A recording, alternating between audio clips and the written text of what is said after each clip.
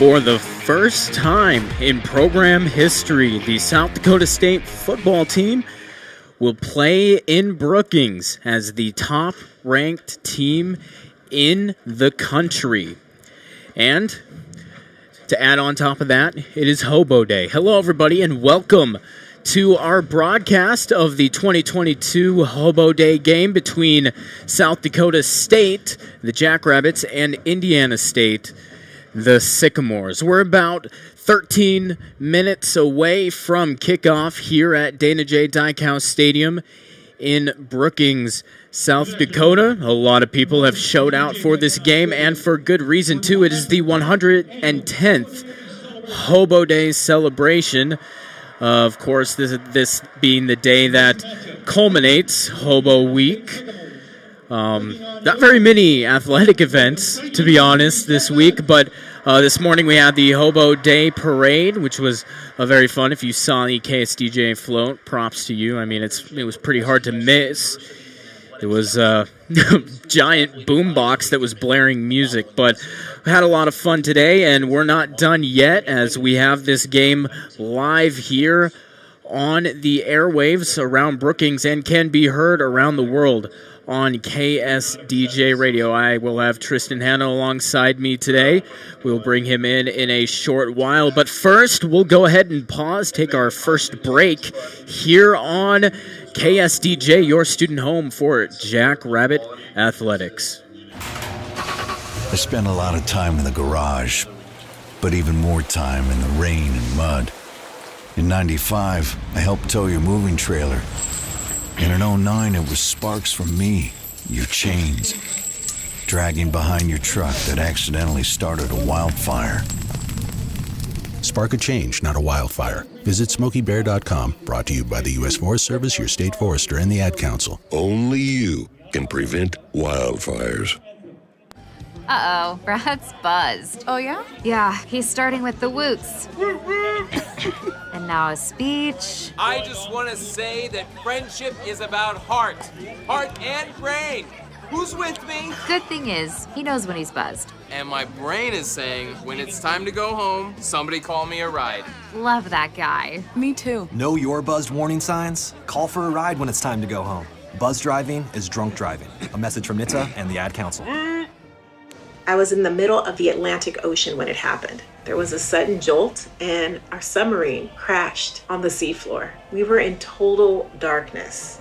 That's Dr. Dejana Figueroa, a marine biologist and STEM teacher, talking about a deep sea dive she'll never forget. It's funny, when I was a kid, I was afraid of the ocean. And there I was, 2 miles below the surface. But as a scientist, you prepare for that. Using our training and a little creativity, we fixed the sub and finished our experiments. The dive was just too important. Every dive gives us glimpses at things few people ever get to see. Glowing creatures, fiery undersea volcanoes. When we got back to the surface, I kissed the ground and called my mom, of course. But you know what? I wouldn't trade that dive for anything. Dr. Figueroa uses her passion for STEM to discover new things and make the world a better place. She can STEM, so can you. Check out She Can STEM for more stories and inspiration. A message from the Ad Council.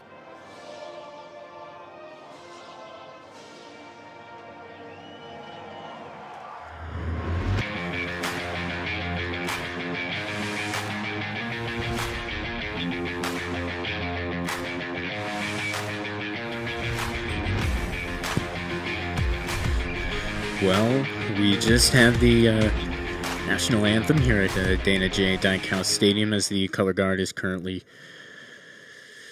retiring from the field.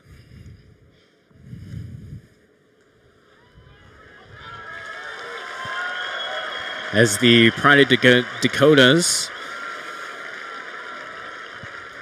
play the national anthem. Welcome back to our broadcast. Number 1 ranked South Dakota State hosting Indiana State in the annual Hobo Day celebration. The Jackrabbits, as I said, number 1 in the country at 7-1 overall. The only loss coming to Iowa in the season opener. 5-0 in the Valley so far this year. Indiana State, however, on the other end of the spectrum. 1-6 on the year total, 0-4 in the Missouri Valley Football Conference. But they're not one to look over and just think that, hey, they're going to be an easy opponent.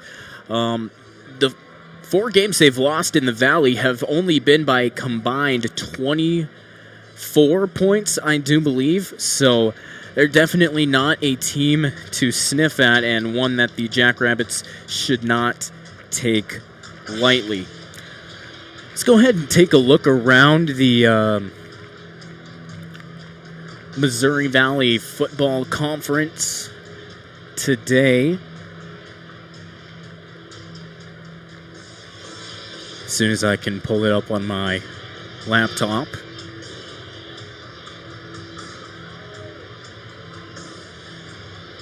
You know, we'll get there sometime.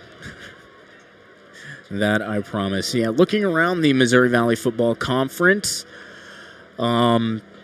currently in progress right now is South Dakota. The Coyotes are in Ohio taking on Youngstown State, currently with 11:27 left in the second quarter. The Coyotes are trailing the Penguins 10-17.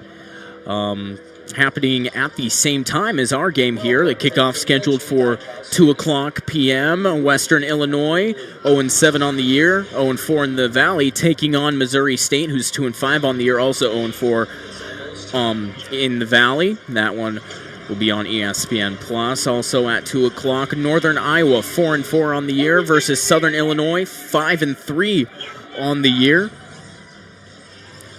And that one will be the Valley Game of the Week on ESPN3. Happening a little bit later, about a half hour later, Illinois State taking on North Dakota State. North Dakota State being dropped down to the 4th spot in the national polls after the, you can call it an upset, but obviously it wasn't that much of an upset if SDSU overtakes number 1 after that win. So Illinois versus North Dakota State happening at 2:30 up in Fargo and up in Grand Forks, where the Jackrabbits just were last week.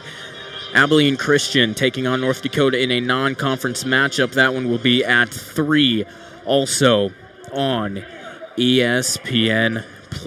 We're about 6.5 minutes away from kickoff here as a hype video playing on the scoreboard.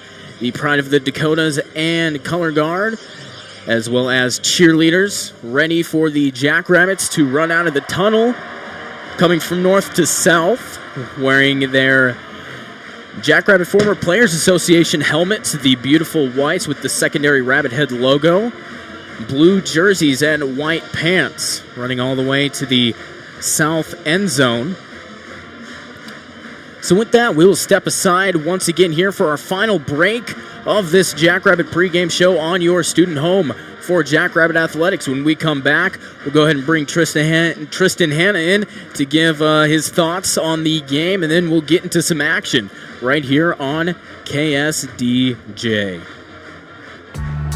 When you're high, you feel different. You think different, you talk different, you draw different, you listen to music different, but you probably knew that. Problem is, you also drive different, and not in a good way. That's why driving high is illegal everywhere. So if you're high, just don't drive. Make a plan to get a sober ride. Because if you feel different, you drive different. Brought to you by NHTSA and the Ad Council. Here's a fun fact for you. The average chameleon can point their eyes in 2 different directions. On the other hand, the average human can't. So unless you're a chameleon, there's absolutely no way you can focus on texting and driving at the same time. So don't do it, unless you're a chameleon. Visit StopTextsStopWrecks.org. A message brought to you by the National Highway Traffic Safety Administration, Project Yellow Light, and the Ad Council.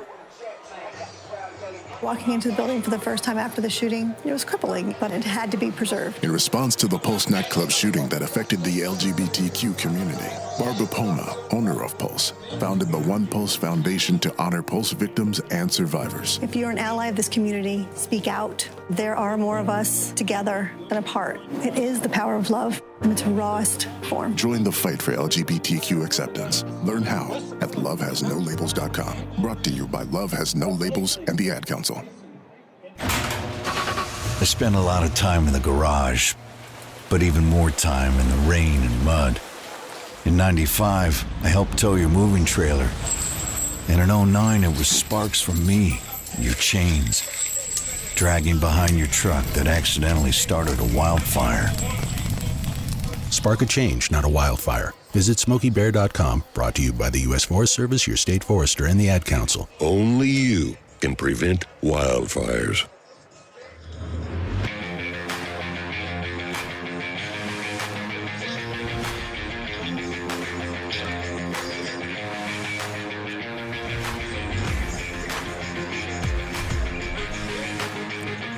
Welcome back here on KSDJ Radio, your student home for Jackrabbit Athletics. Currently happening at midfield is the two teams, the captains of the two teams meeting for the coin toss. Let's see if we can listen in. South Dakota State coin toss.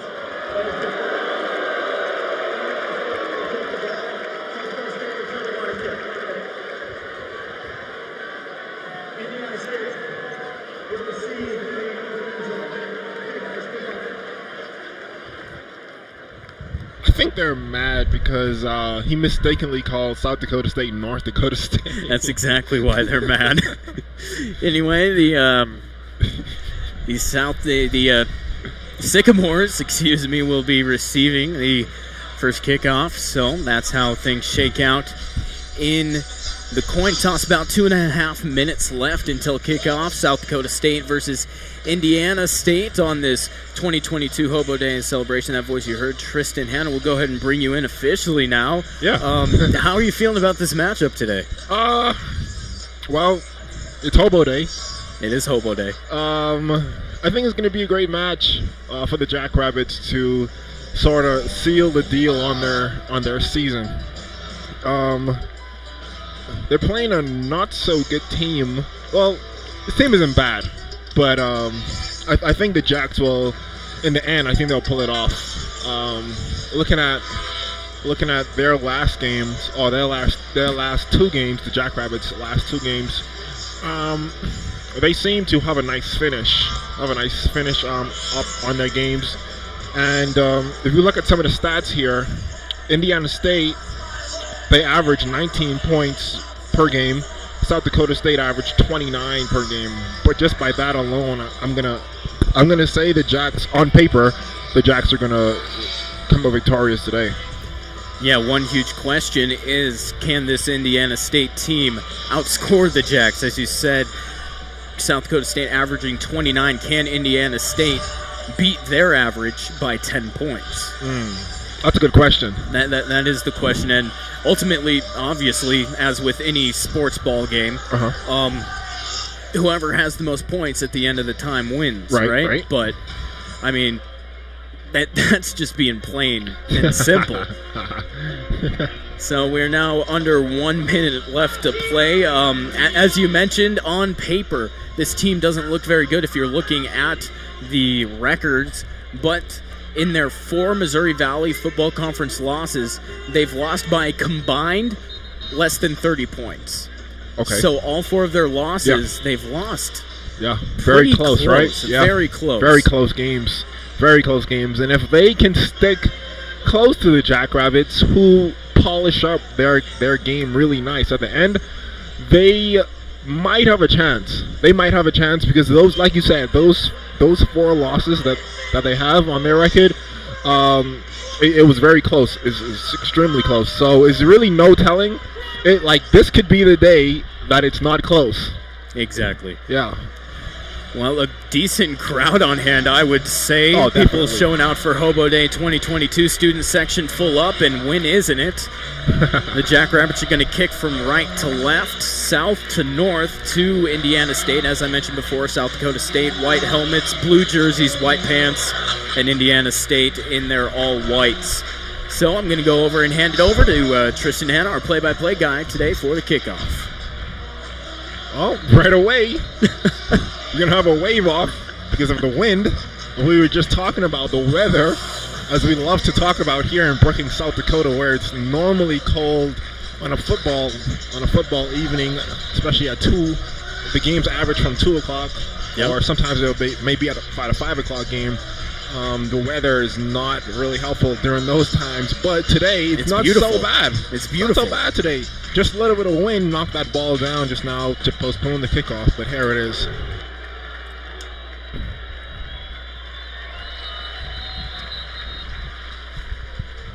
Well, it's going to be a touchback, and the ball will be taken from the 25-yard line. Just some more stats going into this. Gronowski, who will, well, actually not Gronowski, Cade Chambers from Indiana State is getting ready to make his first play of the day. And it's a pass, and it's dropped instantly.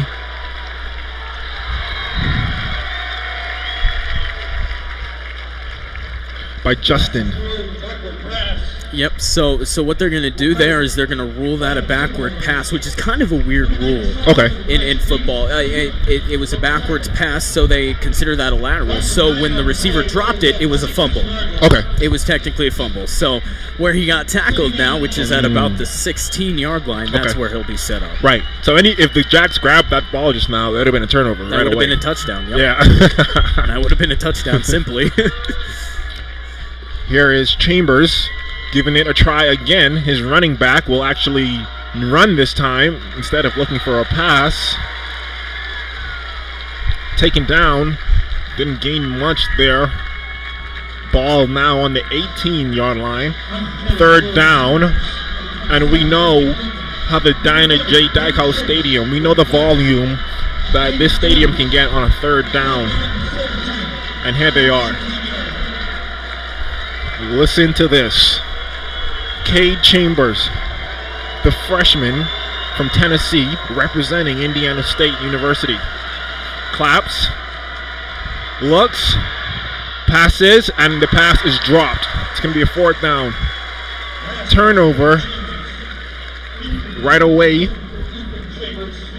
And Gronowski and his buddies will have a chance, a strong chance,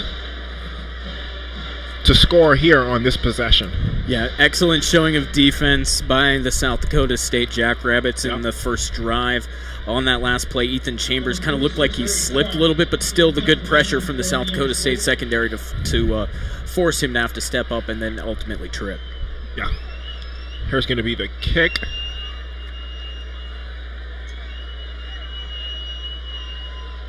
Punt team with a kick on the right side of the field.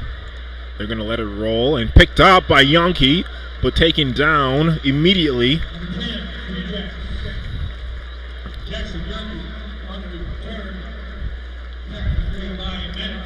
That return was not great, but Indiana State did not make their way upwards on the field so much, so the kick is still almost in the middle of the field, which is a great chance to still score. Yeah, excellent field position. Yeah. I mean, I don't know about you, but I'd call that a win for the definitely. Jacks defense. Definitely. Yeah, great position for the Jackrabbits now. And Gronowski will have a strong chance here as we see him and his good friend Isaiah Davis. Tucker Kraft playing his first home game. This is Davis getting through 1 and 2, taking down at the logo, almost at the 50-yard line. But like I said, Tucker Kraft is back, and he is healthy. I actually spoke to him. I said, "How you feeling this? Like you're coming in late in the season," and he said, "Hey, that doesn't matter." He's just happy to be playing, and certainly looking to get drafted this year, by the grace of God, he told me. So Tucker Kraft back on the field for the Jackrabbits. 2nd down and 2 for the Jacks.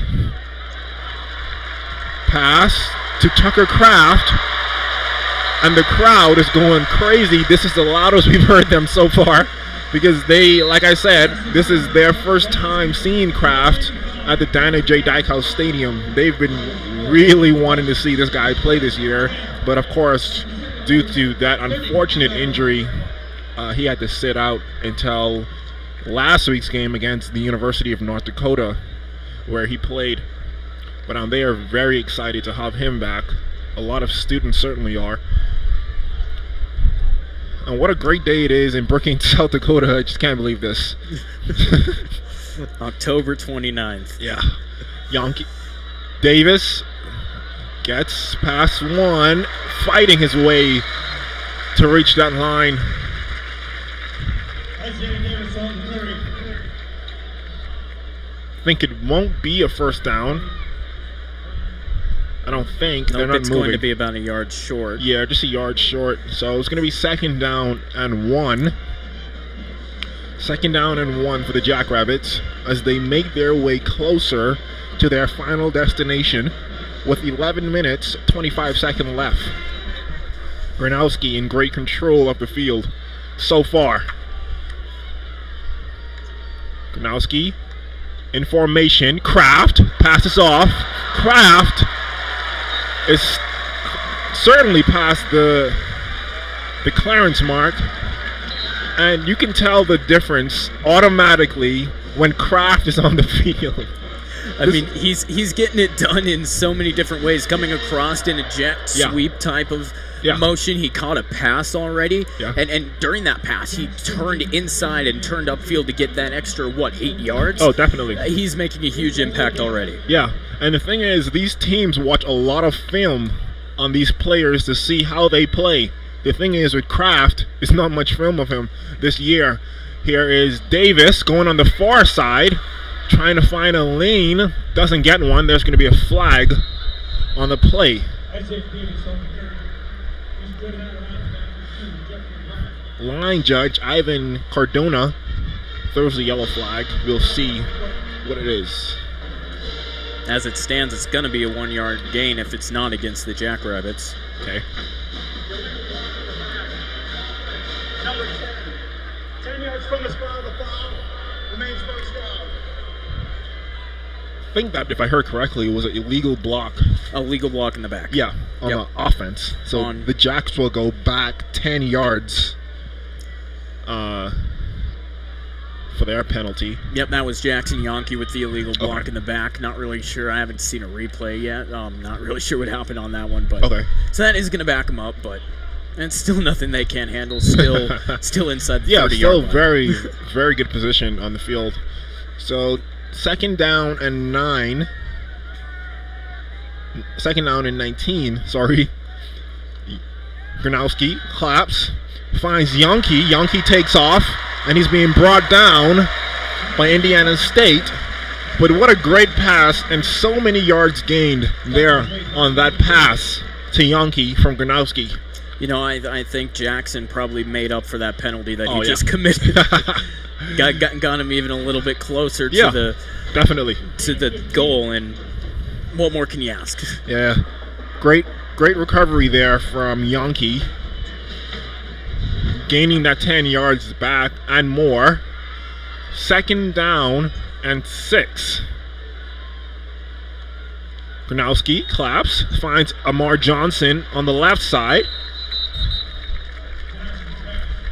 and it may be 1st down and goal, but we'll wait for the officials to make that clear. And 1st and 10 for the Jackrabbits.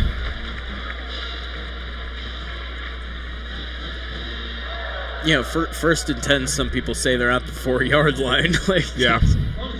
We heard the PA announcer say that it was 1st and 10 too, but it really is 1st and 4 technically, but even then it's technically 1st and goal.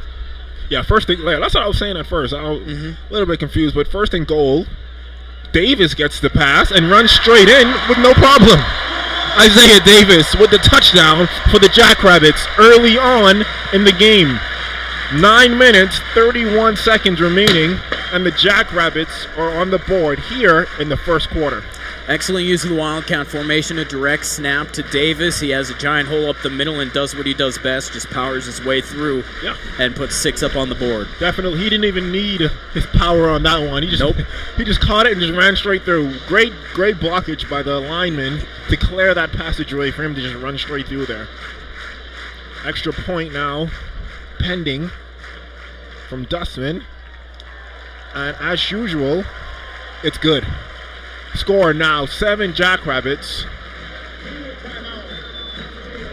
Sycamore 0. And with that being said, we're going to take a break here from KSDJ Sports. We're glad that you are tuning in to get this coverage on this great Hobo Day at the Dinah J. Dykow Stadium. But we'll be back after these messages. Uh-oh, Brad's buzzed. Great. Oh, yeah? Yeah, Awesome. He's starting with the woots. And now a speech. I just want to say that friendship is about heart and brain. Who's with me? Good thing is, he knows when he's buzzed. And my brain is saying, when it's time to go home, somebody call me a ride. Love that guy. Me too. Know your buzzed warning signs? Call for a ride when it's time to go home. Buzz driving is drunk driving. A message from NHTSA and the Ad Council. When you're high, you feel different. You think different, you talk different, you draw different, you listen to music different, but you probably knew that. Problem is, you also drive different, and not in a good way. That's why driving high is illegal everywhere. So if you're high, just don't drive. Make a plan to get a sober ride. Because if you feel different, you drive different. Brought to you by NHTSA and the Ad Council.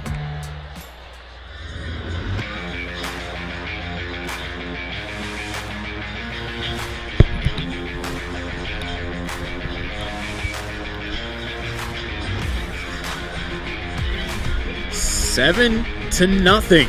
9.5 minutes left to go in the first quarter. The Jackrabbits score first off of excellent field position coming from a huge defensive stand. Just shows how everything works together in football. 7-0 the score. Early on in the first half. Great drive down the field. A lot done well by the Jackrabbit offense. Primarily using the likes of one Tucker Kraft as he's back from injury. Yeah, Tucker Kraft, you can, like we alluded to earlier, you can just see the difference. You can see the change in momentum from that pass coming from Gronowski. He just ran, gained so many yards for the Jackrabbits. Pretty unstoppable, big body, very big body, I'm telling you guys. You have to see this in person. You have to see it up close, rather. But Tucker Kraft is a big dude. And here's the kickoff. It's going to be a touchback.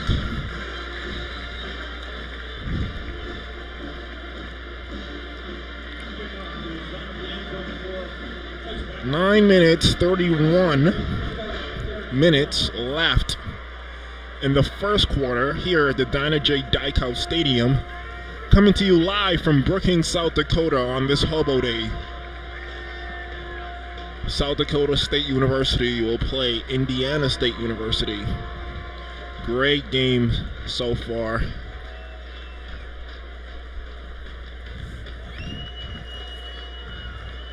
Chambers, quarterback, also freshman, will pass off to his running back, and his running back is clear for a first down.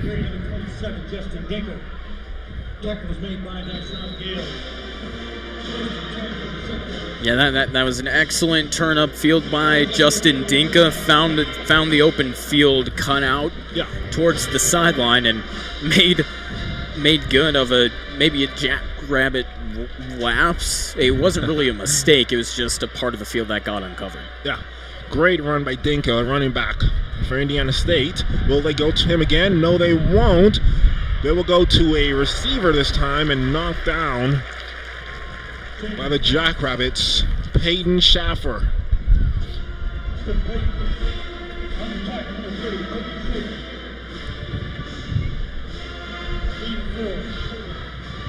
Indiana State making some changes right now. Chambers trying to get everything together here. Justin Dinker, and T. Hodge actually will be on the side of Chambers in formation. And Hodge gets clear on the right side and pushed out of bounds by Isaiah Steinberg, the senior from Nebraska. That was a good heads-up football. He saw the whole entire line and the whole collapse. He decided to bounce himself outside and got a few extra yards that he probably wouldn't have gotten. Actually, I'm not even going to say probably, definitely wouldn't have gotten if he had kept going straight. Yeah. So great decision there. Weird formation from Indiana State. They have two receivers lined up exactly right behind each other. We'll see how this one turns out, but in formation, that will change. And they have a running back. Their running back, Dinka, tries to get through, but doesn't. And it is not good enough for a first down, certainly. We'll get the yardage for you in just a sec. 7 minutes, 25 remaining here in the first. Jackrabbits able to score early if you're just joining us. 7-0, by the way. 2nd down and 7. Chambers looking to the sideline for the play call. Calls it, claps, gives it off to the running back, Dinka. Dinka gets cleared for a few yards. That's going to be a 3rd down for Indiana State University. Changes being made now. Dinka for Hodge.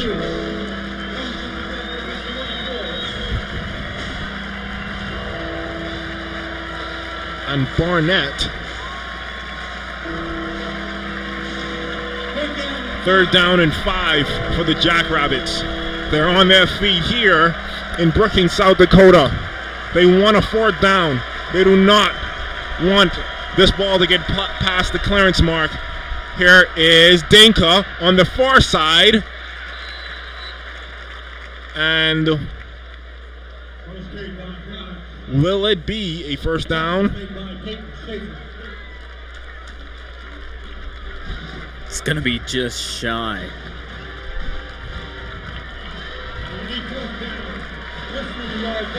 Fourth down, but it seems like they're going to go for it here.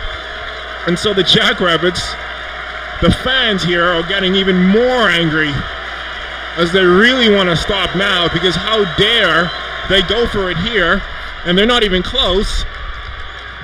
And it may be past the clearance mark. And it will be a first down. And it's a first down for the Jackrabbits. Making some changes now, pulling some of those players out. Maybe putting in a whole new bunch, really.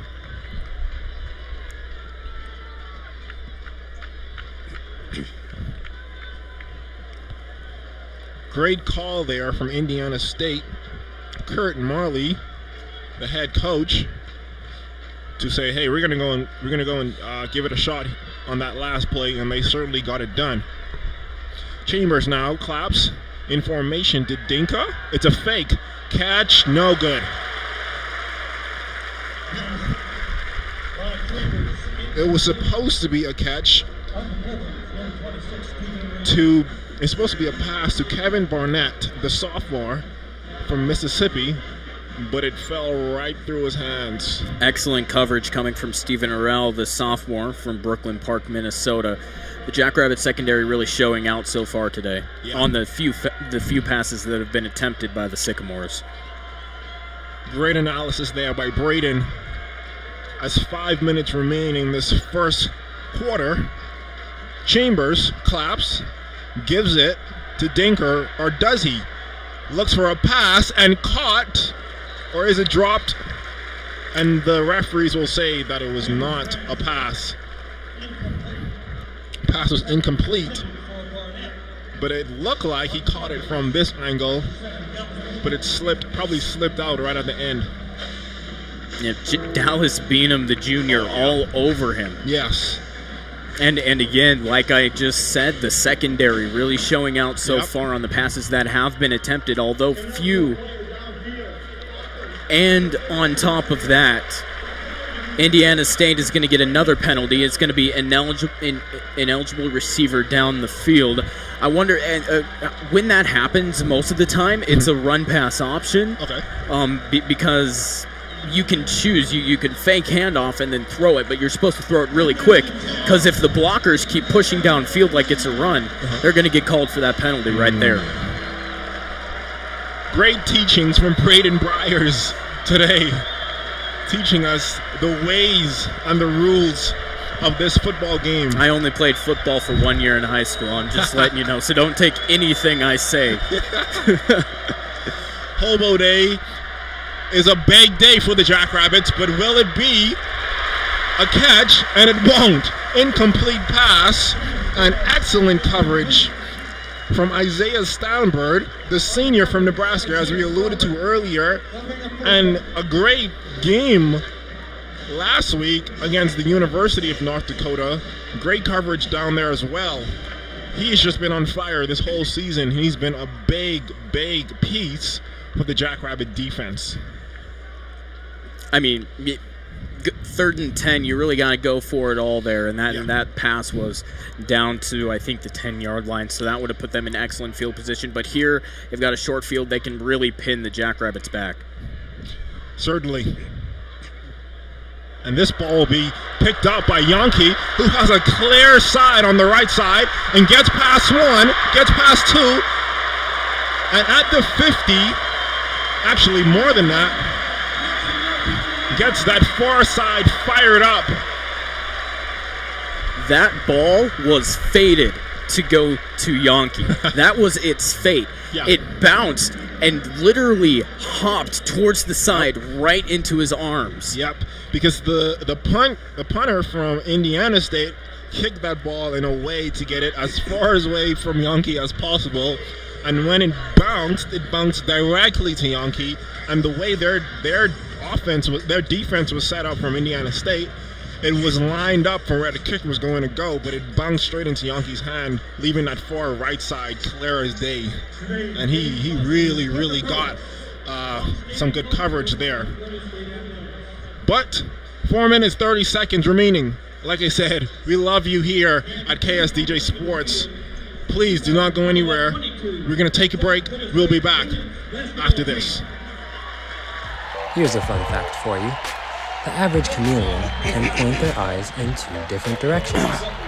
On the other hand, the average human can't. So unless you're a chameleon, there's absolutely no way you can focus on texting and driving at the same time. So don't do it, unless you're a chameleon. Visit StopTextsStopWrecks.org. A message brought to you by the National Highway Traffic Safety Administration, Project Yellow Light, and the Ad Council. Walking into a building for the first time after the shooting, it was crippling, but it had to be preserved. In response to the Pulse nightclub crowd shooting is that affected insane. the LGBTQ community, Barbara I love it. Poma, owner of Pulse, founded the One Pulse Foundation to honor Pulse victims and survivors. If you're an ally of this community, speak out. There are more of us together than apart. It is the power of love in its rawest form. Join the fight for LGBTQ acceptance. Learn how at lovehasnolabels.com. Brought to you by Love Has No Labels and the Ad Council.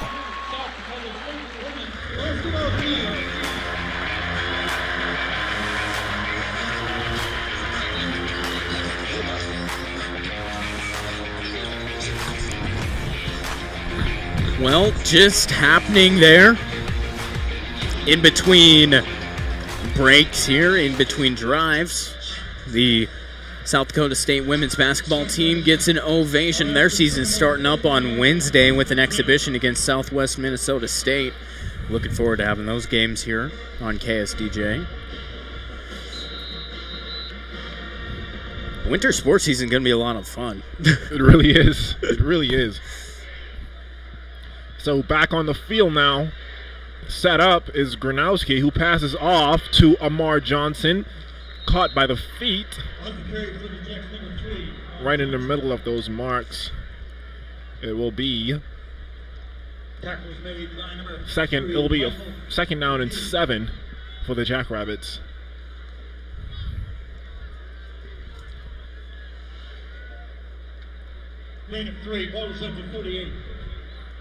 South Dakota State University. Rushing yards so far, 23. Their passing yards so far is 47. Harris Gronowski claps with Amar Johnson right in the back of him. There's two open, but unable to hit any is Gronowski. That was intended for Jaden Yonke. Or Jackson Yonke, rather. The Yonke brothers both there on the field, including Tucker Kraft.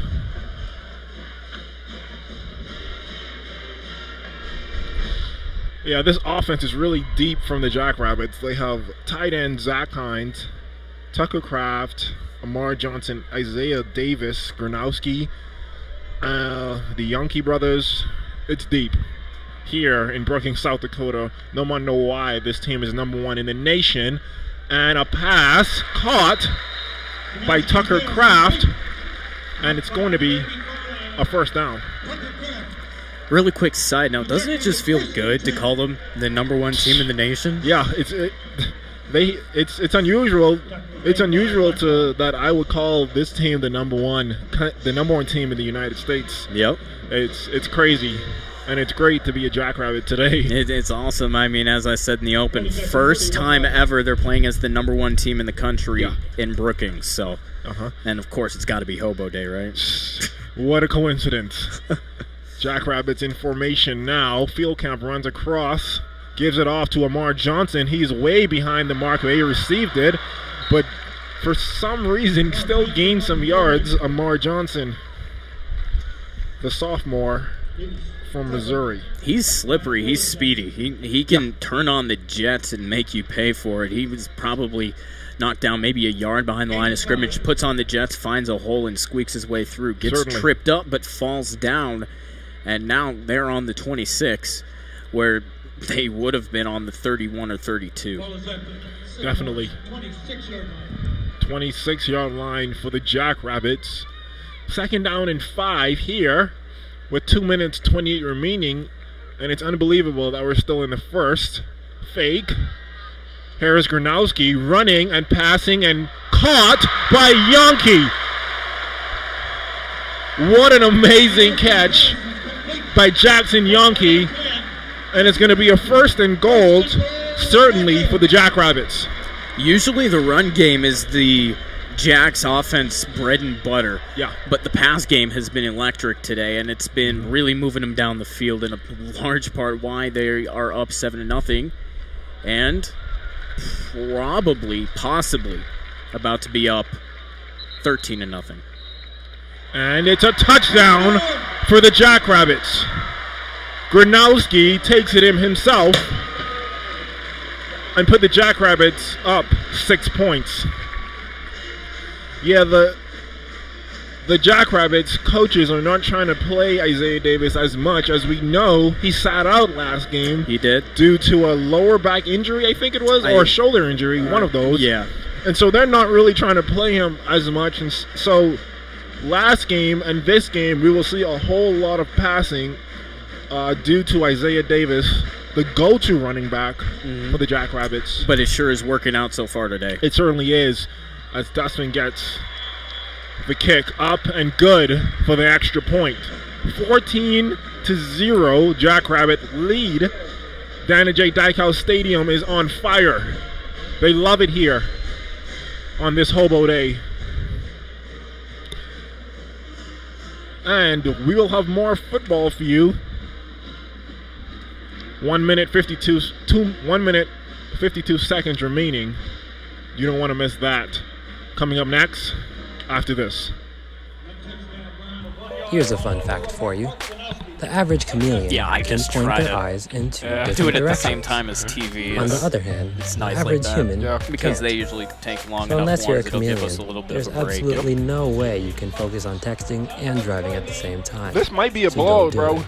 14-0 in the first. We'll see. Visit We will see. StopTextsStopWrecks.org. A message kinda brought to you hope by so, the 'cause I National hate to Highway be this Traffic person, Safety but I'm tired. Administration, I'm Project tired. Yellow Light, I and wanna the take Ad a nap. Council. I've been up since 6.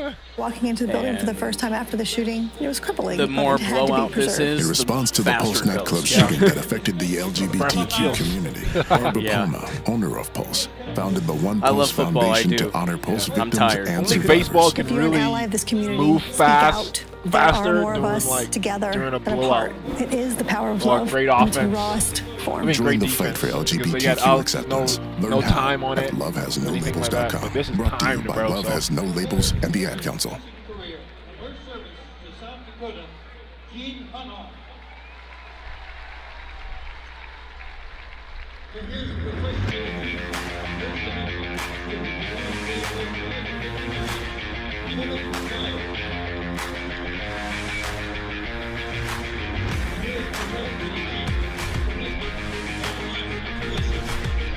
Welcome back here to Dana J. Dykhouse Stadium. 14-0 is the score. Just under 2 minutes left to play in the first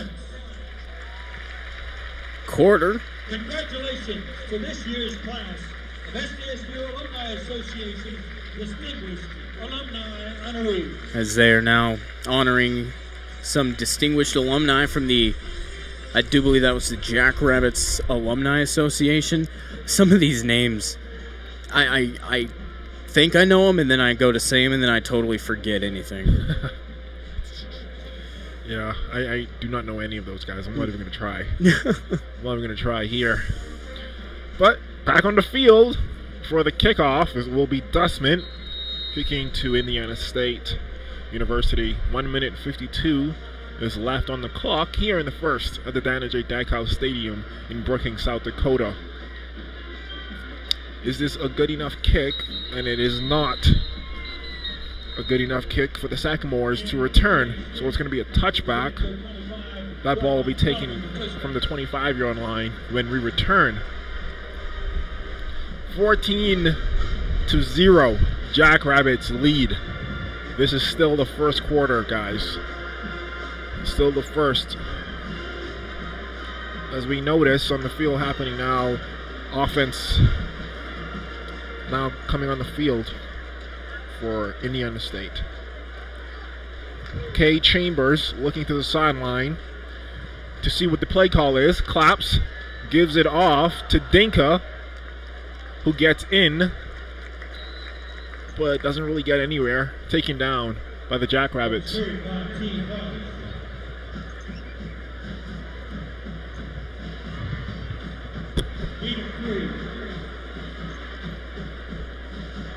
Indiana State making substitutes. Justin Dinker awaits his teammate Kay Chambers, the quarterback. They also have some key players like Dante Hendricks, the wide receiver. But who will they go to this time? It's a pass, and it's going to Harry Dink, and it's a third down. It'll be a third down now for the Sagamores. The defense really showing up so far. Like, I know it sounds repetitive. I sound like a broken record, but I'm just saying it how I see it, and then that's what you got to do. They're being completely dominant so far, only allowing them on the other side of the field only once so far in this game. Yeah, that is absolutely right. Jackrabbits won a fourth down here. Can Chambers handle the pressure? And it's picked off by the Jackrabbits. This stadium is on fire. As we conclude the first quarter, all the Sagamores had to do was just end this quarter right, and for some reason they throw it right into the hands of Dallas Beamer, the cornerback from South Dakota State University. He was there at the right time, caught it, and took off. Not a pick six, but a pick is good enough to get this crowd on a Hobo day fired up. So Gronowski makes his way back on the field with Davis who we will assume will not get a lot of playing time in this game, as they will try to save him for future endeavors, which are certainly more important than this game, I would say, even though they are the number one team in the nation.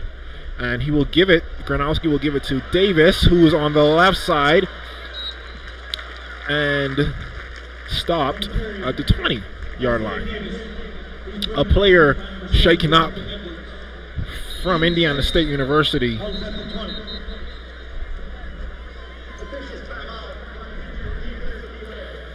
So the medical team of the Sagamores will run to the far side to check on their player. That is Jonathan Edwards, the cornerback. Hit hard by Davis. Either Davis or his own teammate, because Davis, I don't think, hit anybody. He just shoved him by the helmet. I think he might have hit his own teammate. If we can get a replay on the board, I will be able to tell you exactly. But we will hope that Jonathan Edwards is all right down there, right at the 20-yard line, as both teams are in the huddle during this medical timeout. Yeah, he's slowly getting up now on his knees.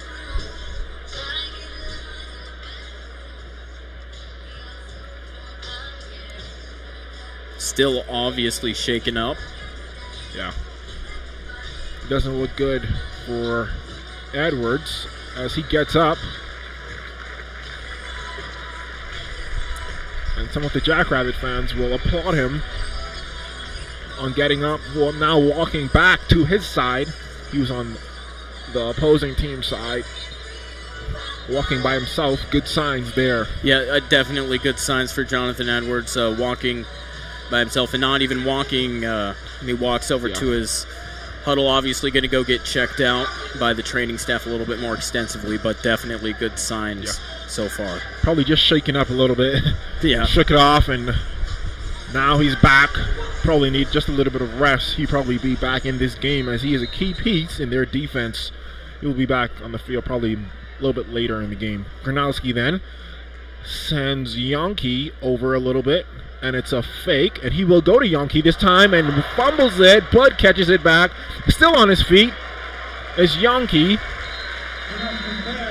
Almost dropped by Yonke as he caught it while running, as coaches will teach you to catch the ball first and then run.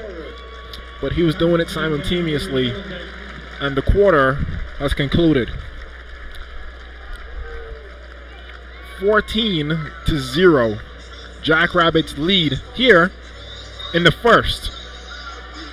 These teams will huddle, go over what they need to go over, and we will be back after that. Please don't go anywhere.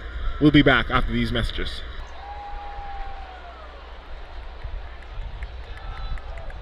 Uh-oh, Brad's buzzed. Oh, yeah? Yeah, he's starting with the woots. And now a speech. I just want to say that friendship is about heart and brain. Who's with me? Good thing is, he knows when he's buzzed. And my brain is saying, when it's time to go home, somebody call me a ride. Love that guy. Me too. Know your buzzed warning signs? Call for a ride when it's time to go home. Buzz driving is drunk driving. A message from NHTSA and the Ad Council. I was in the middle of the Atlantic Ocean when it happened. There was a sudden jolt, and our submarine crashed on the seafloor. We were in total darkness. That's Dr. Dejana Figueroa, a marine biologist and STEM teacher, talking about a deep sea dive she'll never forget. It's funny, when I was a kid, I was afraid of the ocean, and there I was, 2 miles below the surface. But as a scientist, you prepare for that. Using our training and a little creativity, we fixed the sub and finished our experiments. The dive was just too important. Every dive gives us glimpses at things few people ever get to see. Glowing creatures, fiery undersea volcanoes. When we got back to the surface, I kissed the ground and called my mom, of course. But you know what? I wouldn't trade that dive for anything. Dr. Figueroa uses her passion for STEM to discover new things and make the world a better place. She can STEM, so can you. Check out She Can STEM for more stories and inspiration. A message from the Ad Council. When you're high, you feel different. You think different, you talk different, you draw different, you listen to music different, but you probably knew that. Problem is, you also drive different, and not in a good way. That's why driving high is illegal everywhere. So if you're high, just don't drive. Make a plan to get a sober ride. Because if you feel different, you drive different. Brought to you by NHTSA and the Ad Council. Here's a fun fact for you. The average chameleon can point their eyes in 2 different directions. On the other hand, the average human can't. So unless you're a chameleon, there's absolutely no way you can focus on texting and driving at the same time. So don't do it, unless you're a chameleon. Visit StopTextsStopWrecks.org. A message brought to you by the National Highway Traffic Safety Administration, Project Yellow Light, and the Ad Council.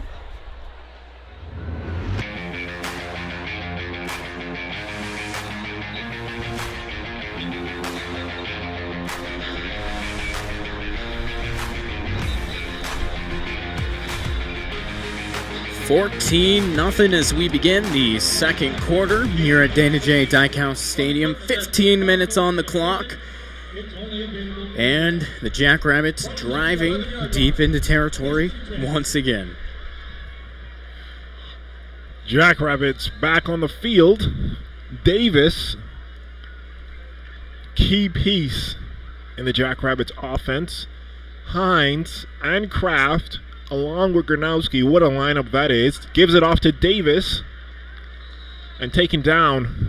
Davis, the ball carrier.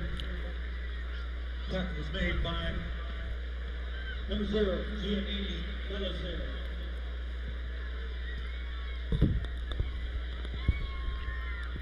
16 plays each for both teams. As we notice, Amar Johnson comes off the field to bring in one of the Yankee brothers who will sit. Those Yankee brothers normally sit on both ends. Davis on the right side shifts over with Gronowski, gives it off to Davis instead of Gronowski. Davis will run through, and they run the exact same play as they did when they scored on the other end in the last quarter, and they score again. Untouched. Nobody on the defense touched him. He ran through, made a move out of the hole, and just an excellent play once again from the direct snap to Davis. Great formation. The switch was made very quick. When they shift over, that was the shift to get Gronowski out of the way to line up with the snap to go to Davis, and Davis automatically just runs straight through. Great defense to clear that passageway again. Dustman for the extra point is pending. Kick is up, and it is good from Dustman. Score now 21 Jackrabbits. Sycamores still not on the board yet here in the early stages of the second quarter. Right after that touchdown, we're going to go and give you another break from KSDJ Sports at South Dakota State University. We'll be back. Walking into the building for the first time after the shooting, it was crippling, but it had to be preserved. In response to the Pulse nightclub shooting that affected the LGBTQ community, Barbara Poma, owner of Pulse, founded the One Pulse Foundation to honor Pulse victims and survivors. If you're an ally of this community, speak out. There are more of us together than apart. It is the power of love in its rawest form. Join the fight for LGBTQ acceptance. Learn how at lovehasnolabels.com. Brought to you by Love Has No Labels and the Ad Council.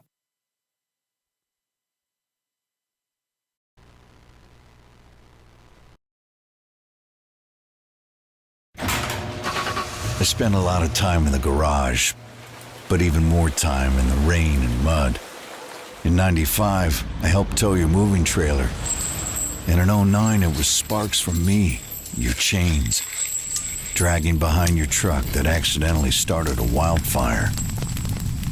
Spark a change, not a wildfire. Visit SmokeyBear.com, brought to you by the U.S. Forest Service, your state forester, and the Ad Council. Only you can prevent wildfires.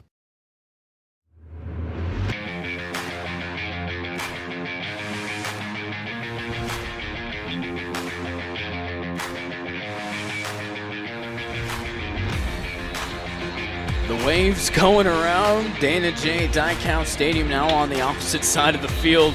Definitely an excellent crowd today. You know, they were so close to selling this game out too. There were only like a couple hundred tickets left or something like that. That's impressive. It's very impressive considering the show out that they had versus South Dakota just a couple weeks ago. The second best attended football game in South Dakota history. And, I mean, that's remarkable. Remarkable. Great scheduling too, because they know that if they had, they know it was not as important to play as a hype game as the University of South Dakota on a Hobo Day, because they know since it's Hobo Day, they're going to come out anyway. Yep. And so they set that up so that those games will be sold out, or close to sold out, every time. Great scheduling there. Yep, 21-0, 14-13 in the second quarter.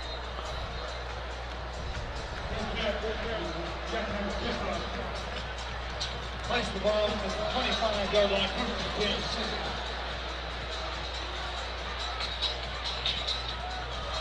Yep, and it looks like TV is going to go ahead and take another timeout. We're not going to go ahead and do that.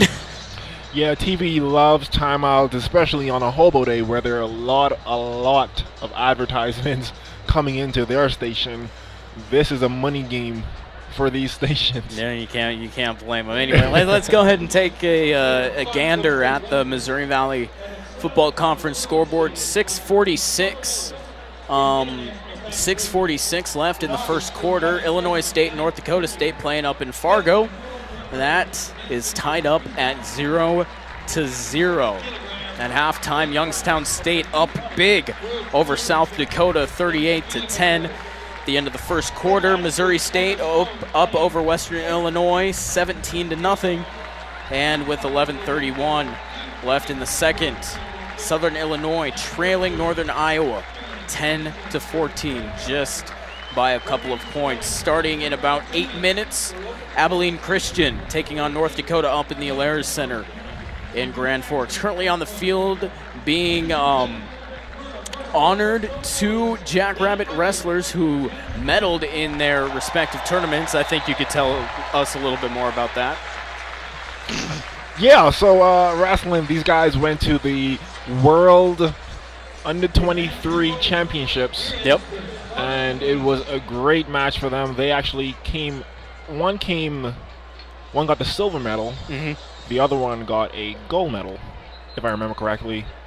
That story is still developing from me, which will be in the Collegian very soon. Yep, excellent plug. Make sure to go ahead and check out the Collegian. Certainly. Both of us are writing articles in there. Certainly. So, an excellent source of news for South Dakota State, really. Yeah, so. It is.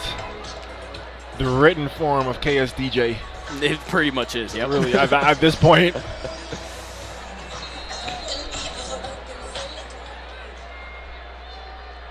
So, Jackrabbits will set up on defense. Indiana State on offense. A pass to the middle of the field, what was intended for Dakota Caden from Indiana State University. That pass came in from Cade Chambers. It was incomplete. Great coverage by the Jackrabbits. Yep, Tucker Large on the coverage. Redshirt freshman from just south of here, Sioux Falls. Yeah. Excellent player for Jackrabbits.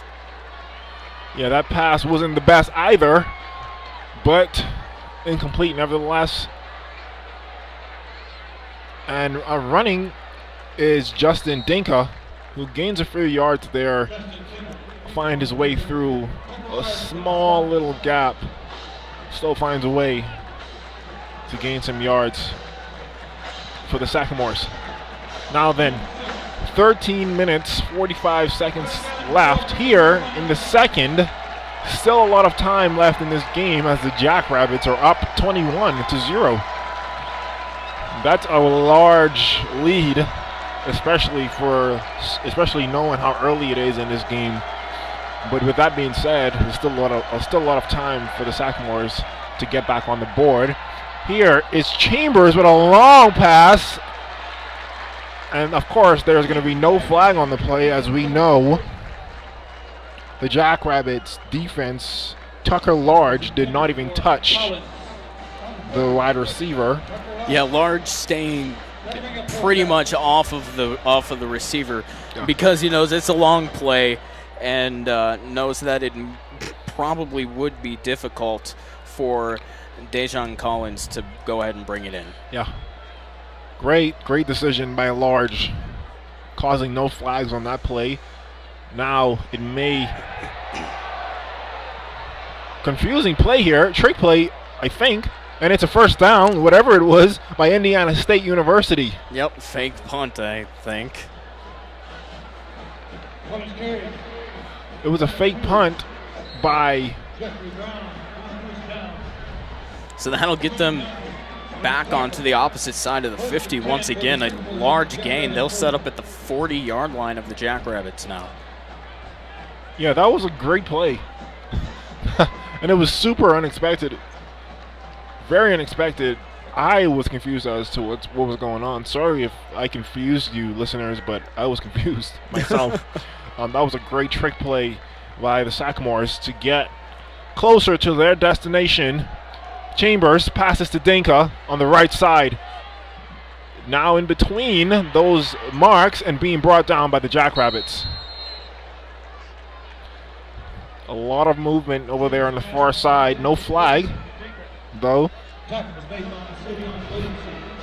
Dinka is getting a little pesky to bring down there. He didn't even technically get tackled. He rolled out of bounds with the ball still in hand. So yeah, from the first 5 minutes of every game, you can automatically tell who are the key players on each team, and Dinka is certainly one of the key players for Indiana State University.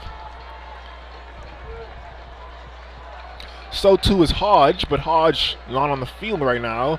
Justin Dinka will be in place with him, but Harris Chambers gives it off to Dinka, fakes a pass, and that lane is clogged up, and he is so tough to be brought down. He's still on his feet. He reminds me of Davis, Isaiah Davis from the Jackrabbits. Both, they just bully their way wherever they need to go. As we know, Isaiah Davis not 100% out there on the field today, but certainly doing damage still as he scored 2 touchdowns, and his good buddy Gronowski scored 1. That tallies up the total points for the Jackrabbits so far in this game. A lot of movement by the receivers, and that might be a first down for the Sagamores. That's a first down.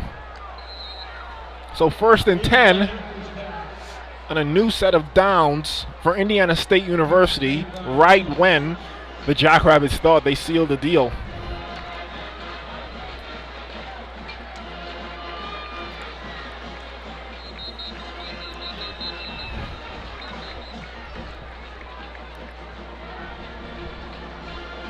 This may be a timeout.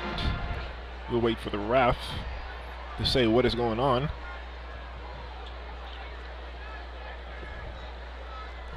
Both teams huddling, but no timeout officially called.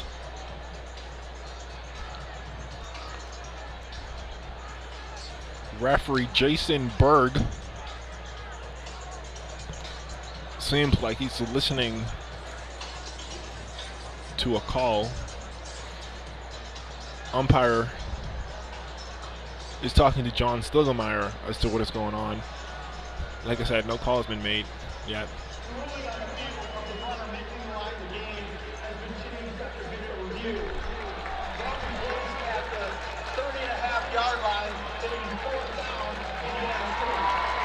All right, so the call is going to get reversed off of a booth-initiated replay.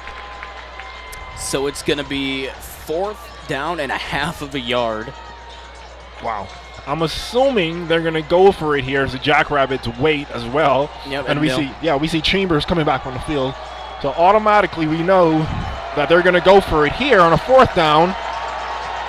And the Jackrabbits, just when you think they're tired, on a third or fourth down, they will let you know that they are still here and this is their house. Chambers, the defense of the Jackrabbits failed, and Indiana State University will receive a new set of downs. Once again, these running backs finding new life by bouncing themselves outside and finding the open grass. That time, T. Hodge on the carry. Yeah. Great just knowledge of the game to bounce out when they see a whole mass of people colliding in the middle to go out towards the right or the left to gain the extra yardage. Certainly. Chambers looks, claps, receives it, gives it off to Dinker. It's a fake. It's going to be a pass, and it's caught by Indiana State for a touchdown. Harry Van Dyke. That was a really good play. Chambers just lays it right in there for Harry Van Dyke, the Overland Park, Kansas native, the senior, makes a play, and that goose egg on the scoreboard is no more for the Sycamores. Yeah. Great pass. Great call from the coaches to go for it on a fourth down, as it now results in a touchdown. Yep. And they're waiting. Every scoring play is initially reviewed. Okay. They're going to go ahead and uphold it though. So extra point coming. Yeah, fair, clean touchdown there, as they will go for the extra point. Ryan O'Grady. It's up and good. So score now 7. Sycamores, Jackrabbits still have a lead by 14. They have 21.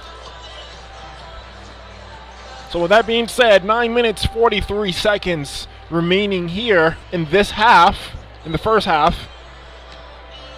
And we're going to go ahead and take a break. Like I said, we're at the Dana J. Dyke House on this Hobo Day. Score, Jackrabbits 21, Sycamores 7. Don't go anywhere. We'll be back.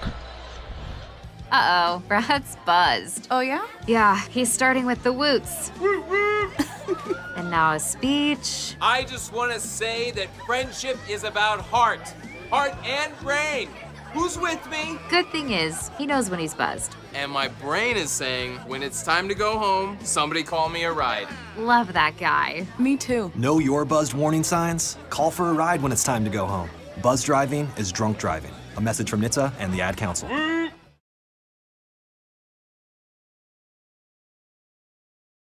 I was in the middle of the Atlantic Ocean when it happened. There was a sudden jolt, and our submarine crashed on the seafloor. We were in total darkness.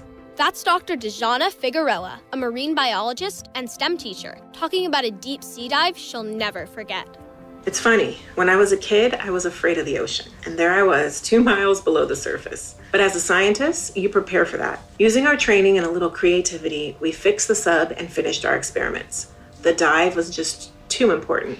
Every dive gives us glimpses at things few people ever get to see. Glowing creatures, fiery undersea volcanoes. When we got back to the surface, I kissed the ground and called my mom, of course.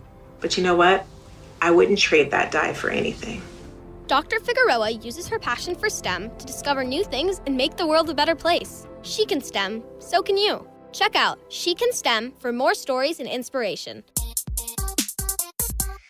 A message from the Ad Council. When you're high, you feel different.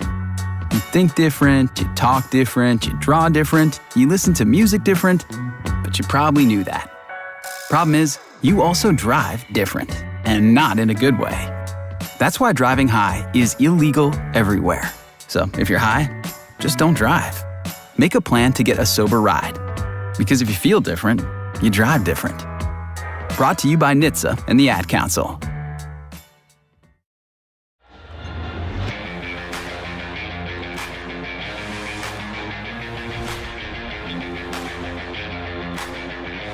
(21-7).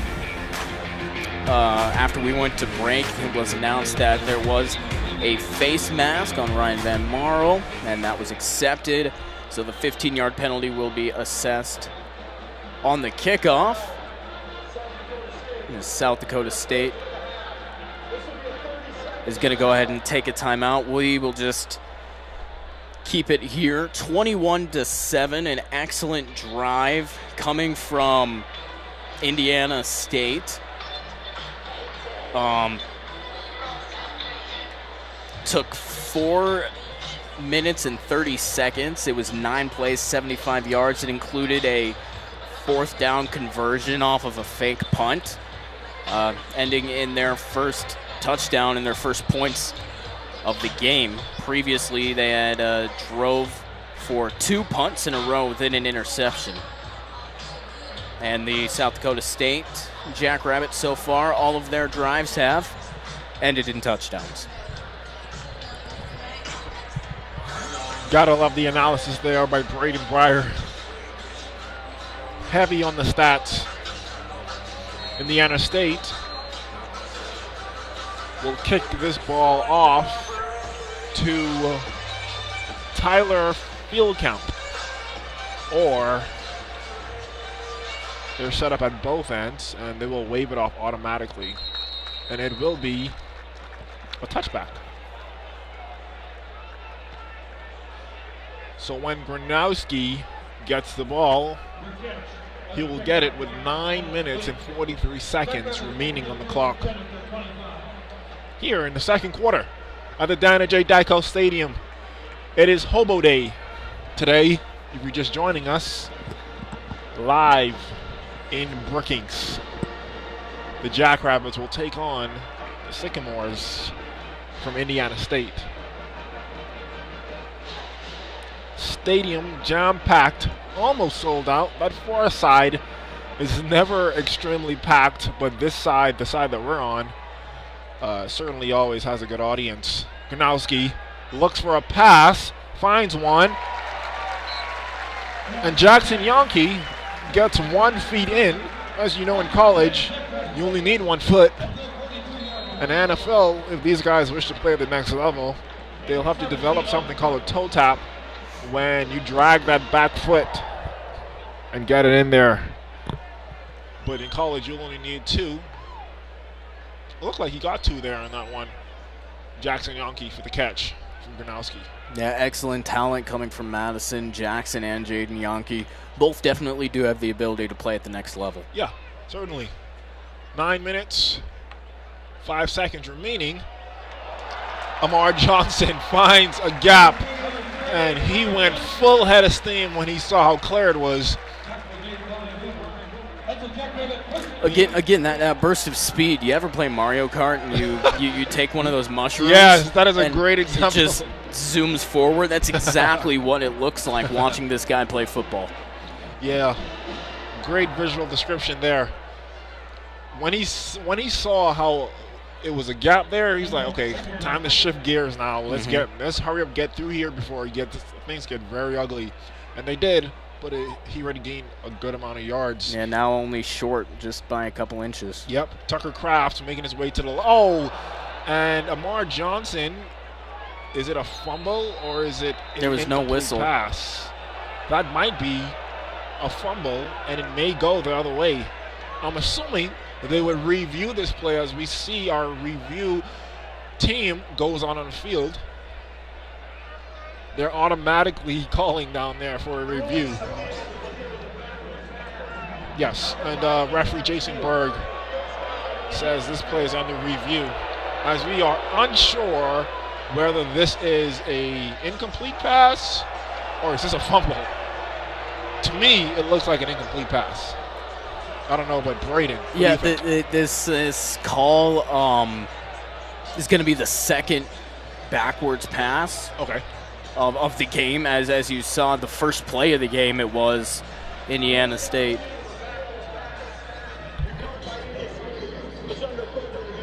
Yep, so they're going to go ahead and review it even further after the booth-initiated review, because all turnovers are reviewed. So that play is going to go to replay. And the referee, Jason Berg, I'm going to go ahead and take a look at it near the 20-yard line. To me, on the replay, it does look like they are parallel. Okay. And so that would indeed, in my opinion, be an incomplete pass, not a backwards pass. Yeah, because Amar was in front of him. It was in front of Gronowski on that play there. And looking at the yard lines, it looks like both of them are at the 44-yard line. Okay. In my opinion, again, I'm not Mike Pereira or anybody like that. I'm not a retired NFL referee of 15 years. Yeah, when he caught it, when he made contact with it, he took off in front of where Gronowski was. So I'm not sure. This may be I would say it's an incomplete pass. I would say this is actually a pretty easy call for me, but we'll see what the professionals say. They might go the other way and say it's a fumble. Yep, so currently the ball is going to be spotted at the Jackrabbit 49. If the call on the field stands, it's going to be a turnover, fumble recovery by Indiana State, so they will have the ball at Jackrabbit 49-yard line. The Jackrabbits are confident enough to keep their offense out there. Yeah, certainly. Certainly. They, John Stuggermeyer. As both teams are going to concede that. They're just going to wave it off. They're going to put the defense out there.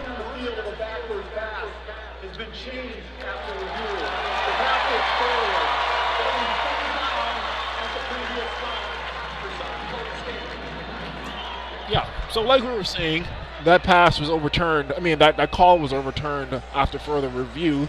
It was initially called a backwards? A backwards pass, Okay, backwards pass when the receiver of the pass is in the back of the quarterback. Yeah, because basically a backwards pass is a lateral, and when you lateral, if they don't catch it, that is a fumble. Okay. But we're back here, and again, as we were talking about, Amar Johnson, when he notices a gap, he takes full advantage of it very quickly, switches gear, and gets through there. Good enough on this one for a first down and 10. And one reason the Jackrabbits are having so much success today, Amar Johnson right there was the one that dropped that pass that was picked up and initially called a fumble that was recovered by Indiana State. Right there, next play, takes it up, gets the first down, and gets them deeper into territory. So the Jackrabbits just making good on the mistakes that they do make. Yeah. And putting themselves in a better situation after it. It's important to recover from those plays. They will give it to Johnson again. Gets past the right side. He will come past one defender, hit very hard, but it doesn't matter because it's the first down and 10 once again. And he's inside the 10-yard line, jumping in there. They're getting closer and closer to putting this back to a 21-point lead. The score now, of course, as you know, 21 Jackrabbits. Sycamores have 7. 14-point lead for the Jackrabbits. Initially, before that, it was a 21-point lead. Yeah, they're going to go ahead and mark that at the 13, saying he went out of bounds at the 13-yard line, so correction on that. Still very close. Very close. Doesn't matter. I don't think they care. Neither do we. Here's Amar Johnson again. They're going to really try and use Johnson, as it is very important to have some depth in your field when Isaiah Davis is not 100% healthy, but still showing out. Great player that guy is. But trying their best to rest him in every possible moment. Now switching out Amar Johnson for Angel Johnson instead of Isaiah Davis, like we alluded to. Isaiah Davis has done his damage so far. As we notice, the Yonke brothers set up on both ends. We see this every time. Tucker Kraft in his spot, so too is Hines. They will give it to Angel Johnson. Angel Johnson does not quite get the job done. So it will be 3rd down and 8 for the Jackrabbits. As we notice, Amar Johnson will switch out for Angel. And I'm going to go and predict a play here. I'm going to say they're going to go to Tucker Kraft on this one for a pass instead of a run. Well, you can bet they're going to go to Tucker Kraft many times, but I don't even. Yeah, Tucker Kraft isn't even in there. Oh, for yeah. one. That's Zach Hines, but. Well, they might go to Zach Hines then. Yeah, the Jackrabbits will go to their huddle, try and figure out what they need to do as the field has went to a media timeout, and so will we. We'll be right back. The score is 21-7, 5 minutes, 25 seconds remaining. The Jackrabbits are very close to their destination, so you do not want to switch the station and miss what happens next. We'll be back. When you're high, you feel different. You think different, you talk different, you draw different, you listen to music different, but you probably knew that. Problem is, you also drive different, and not in a good way. That's why driving high is illegal everywhere. So if you're high, just don't drive. Make a plan to get a sober ride. Because if you feel different, you drive different. Brought to you by NHTSA and the Ad Council. Here's a fun fact for you. The average chameleon can point their eyes in 2 different directions. On the other hand, the average human can't. So unless you're a chameleon, there's absolutely no way you can focus on texting and driving at the same time. So don't do it, unless you're a chameleon. Visit StopTextsStopWrecks.org. A message brought to you by the National Highway Traffic Safety Administration, Project Yellow Light, and the Ad Council.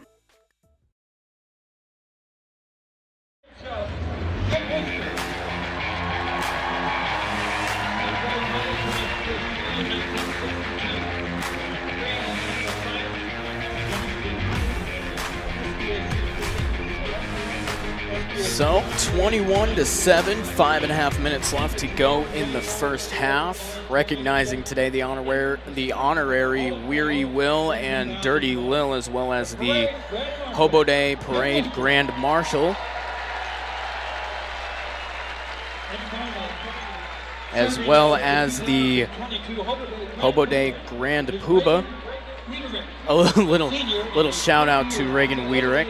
He's in the School of Communication and Journalism, which is the oversees KSDJ and the Collegian, as well as the journalism department. So nice little shout out to him. And as I said, 5:25 left to go in the second quarter. Yeah, just about to conclude this half here in 5 minutes and 25 seconds. Gronowski alongside Amar Johnson, rather. So many running backs playing in this game. Gronowski will look for a pass, and it will be to Yonke for the catch, and it's a Jackrabbit touchdown. Jaden Yonke on the slant on the outside with a nice catch, gets past the coverage from Indiana State University. Excellent angle coming from Yonke, running the post out, puts 6 more up on the board, and the Jackrabbits are up big once again. Yeah, great play decision. So there was originally a flag on the ground, but they're going to go ahead and pick that up. No foul on the play. So touchdown will stand, and the extra point coming from Hunter Dustman. Hunter Dustman have the chance here to put the Jackrabbits back up by 21. We'll see if he can do just that. Hunter Dustman, and of course, as usual, he does. So score now, Jackrabbits have 28 points, and the Sycamores, they have 7.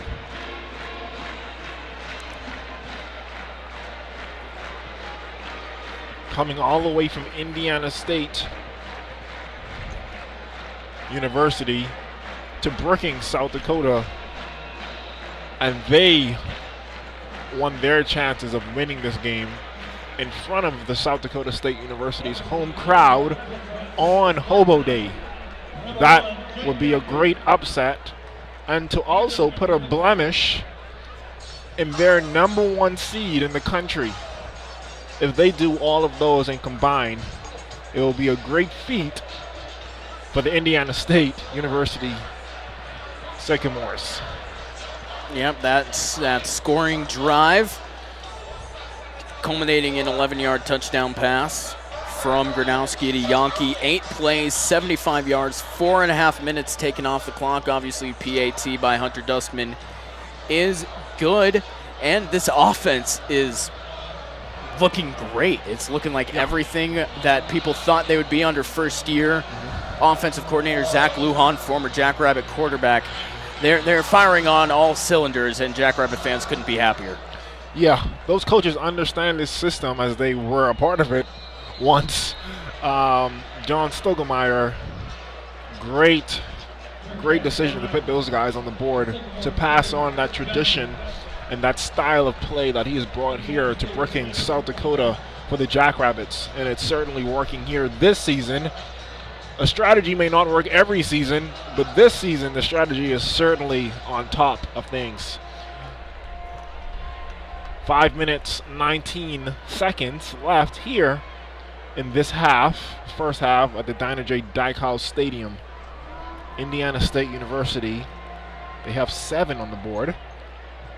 They will look to add some more in this possession with Cade Chambers,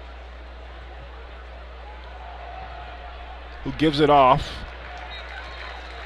to T. Hodge, I believe. Yes, indeed, T. Hodge. As we said, the redshirt freshman from Maryville, Tennessee, makes his way on the field for the first time this season.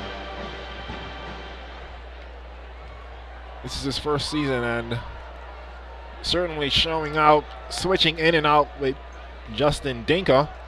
Dinka, who we talked about, major piece for Indiana State University's offense. So too is Hodge. Chambers, the quarterback, will pass or fake, but it won't be in time, and he's sacked. The South Dakota State defense is on fire. First sack of the day for the defense, Quentin Hicks. And on there, the 6'3", 245-pound senior. Yeah. Getting right in there at the pocket, collapsing.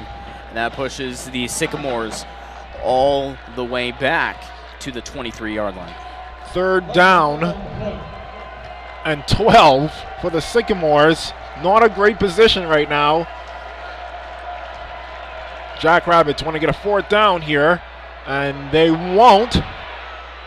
And Hodge will complete the pass from Chambers to get a 1st down. Chambers pass is complete. By Hodge, he's driven out of bounds by Colby Herder. 1st and 10, Sycamores. 1st and 10 now for the Sycamores. 3 minutes, 40 seconds left in the second quarter. A lot of drama happening during these 2 quarters. Chambers now looking over. Hodge gets the play from his coach. Chambers will initiate it. Claps.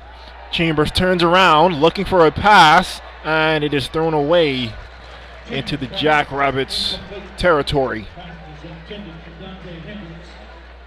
3 minutes 14 as we wind down very quickly. If you're just joining us, we're here on this Hobo Day at the Dinah J. Dykhouse Stadium, which is at South Dakota State University in Brookings, South Dakota. On this Hobo Day, Jackrabbits lead 28-7. 2nd down and 10 for the Jacks. 2nd down and 10 for the Sycamores, rather. As Cade Chambers, the redshirt freshman, gets what he wants, and Justin Dinka will gain some yards. 3rd down and 6.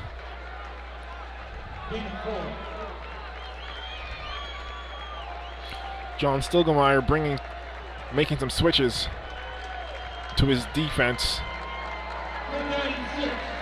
3rd down and 6. And the Jackrabbits need a stop here. And the fans certainly want one as well. Indiana State love to call that last-minute plays from the sideline. They love to see how the defense is set up at first. But here is Stinka, and he's being brought down. Not good enough for a 1st down.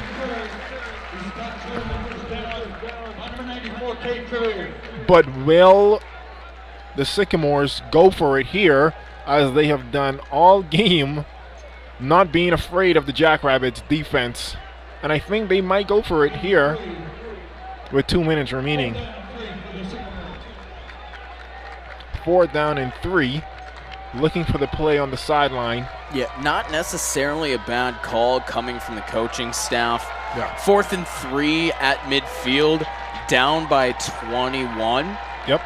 It's not that bad of a call, especially when you're pushed up near the brink, near halftime. And again, another good call to call the timeout, talk it over, try to get the correct call, and make sure you're making the right decision. Certainly, that's going to be a major decision as we wind down. 1 minute, 42 seconds left until halftime. We'll have those stats for you as soon as we can during that halftime show. You'll probably see something by the Pride of the Dakotas as they made their way down, actually, from their post on this great Hobo Day. Still great weather. Weather has actually certainly been on our side today. Yeah, it's crazy. November starts on Tuesday. Yeah. And we're out here, some of us in short sleeves. That's what I'm saying. Like, it's great out here. Remind you of the Bahamas yet? Nah, this is still very cold to the Bahamas. I promise you that. But very close to the Bahamas, though. Here is Chambers. The crowd is fired up here on this Hobo Day, and they do not want a 1st down. But unfortunately, the Indiana State offense says otherwise. 1st and 10 for the Sycamores. I like the aggressive play calling coming from the coaching staff. I mean, there's really not a ton to lose, especially backed up, as I said, inside the latter half of 2 minutes. Exactly. Chambers passes incomplete. That pass was intended for Collins. Couldn't quite get there. Ran past where the throw was intended to be. Tried to go back, but it was too late. 1 minute, 19 seconds. So halftime.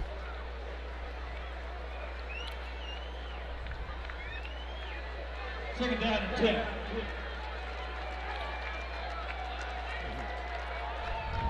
Chambers, the traditional look back to his coaches on the sideline. After every play, will fake this, and that pass will not be completed by anybody. Yeah, there was a lot of pressure in the backfield as the pass was coming out. So that'll set up another 3rd down. 3rd down and 10 for the Sycamores. And as you know, every 3rd down, this stadium gets on fire. They may not be at their loudest right now, but if they were down or the score was close, you would certainly see this place on fire. As the gap or as the scorer leads, they get quieter. But here's Chambers looking for a pass, gets one, and the defense of the Jackrabbits cannot bring him down, but will be in the middle of the field. So that'll be 4th down.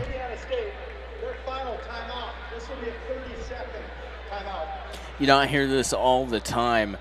You don't get to keep the timeouts, so you might as well burn them. Might as well. Especially if that opposing team is on a rhythm, then why not throw them off during that last timeout, especially with 1 minute, 2 seconds left.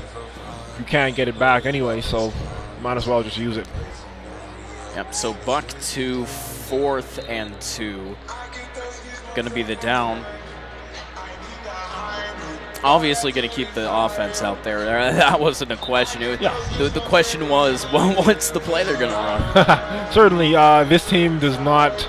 A fourth down doesn't mean anything to this team, obviously, as they have yet to be phased by the number 4. This team believes in 5th downs, and they have yet to see one when they went on a 4th down. Here's Chambers, and the pass is incomplete. Would have been a fumble there. Actually, no, it wouldn't have. It was just an incomplete pass. The ball slipped through his hands. Yeah, it was an incomplete pass, but if it was a fumble, Large would be celebrating in the end zone. Oh, right certainly. now. Certainly. He had his way was super clear. He could have literally jogged into there. Would have been a nice scoop and score. That's close to me. Now that I look at that replay over, that's why they say don't really look at things too much. Yep. But yeah, that can look like a fumble easily. But Gronowski will take the field with 57 seconds left. Let's see what he can do in that short period of time. The Yankee brothers on the outside. Maybe a long pass here? We'll have to see. Gronowski claps. He goes to the right side, and he passes it. And the pass is caught by Landon Wolf. We have not seen Landon Wolf a lot this year for some reason. Not very sure as to why, but we're seeing him today. And he made a catch for the Jackrabbits just now. So Yankee, then Wolf sets up. Tucker Kraft will go to the right side. And caught by Yankee, who will switch over. And a great play rotation there to get a complete catch by Yankee. 41 seconds left as the time is rolling. Gronowski claps, has to move very quickly here, and gives it to Johnson. Johnson, a clear away on the right side, may have stepped out of bounds. We'll wait for it, but he's knocked out of bounds now, and he did not step out of bounds where I thought he did. So 28 seconds remaining. The ball is on the 29-yard line. 1st and 10 for the Jackrabbits. Again, making his cuts, cutting to the inside and then back out to the outside on the sideline and trying to fight for every yard as they venture into Sycamore territory again. Sycamore's defense have some things to figure out. Gronowski goes to Zach Hines, the tight ends. The local native from Sioux Falls makes the catch. So that's going to be a 2nd down.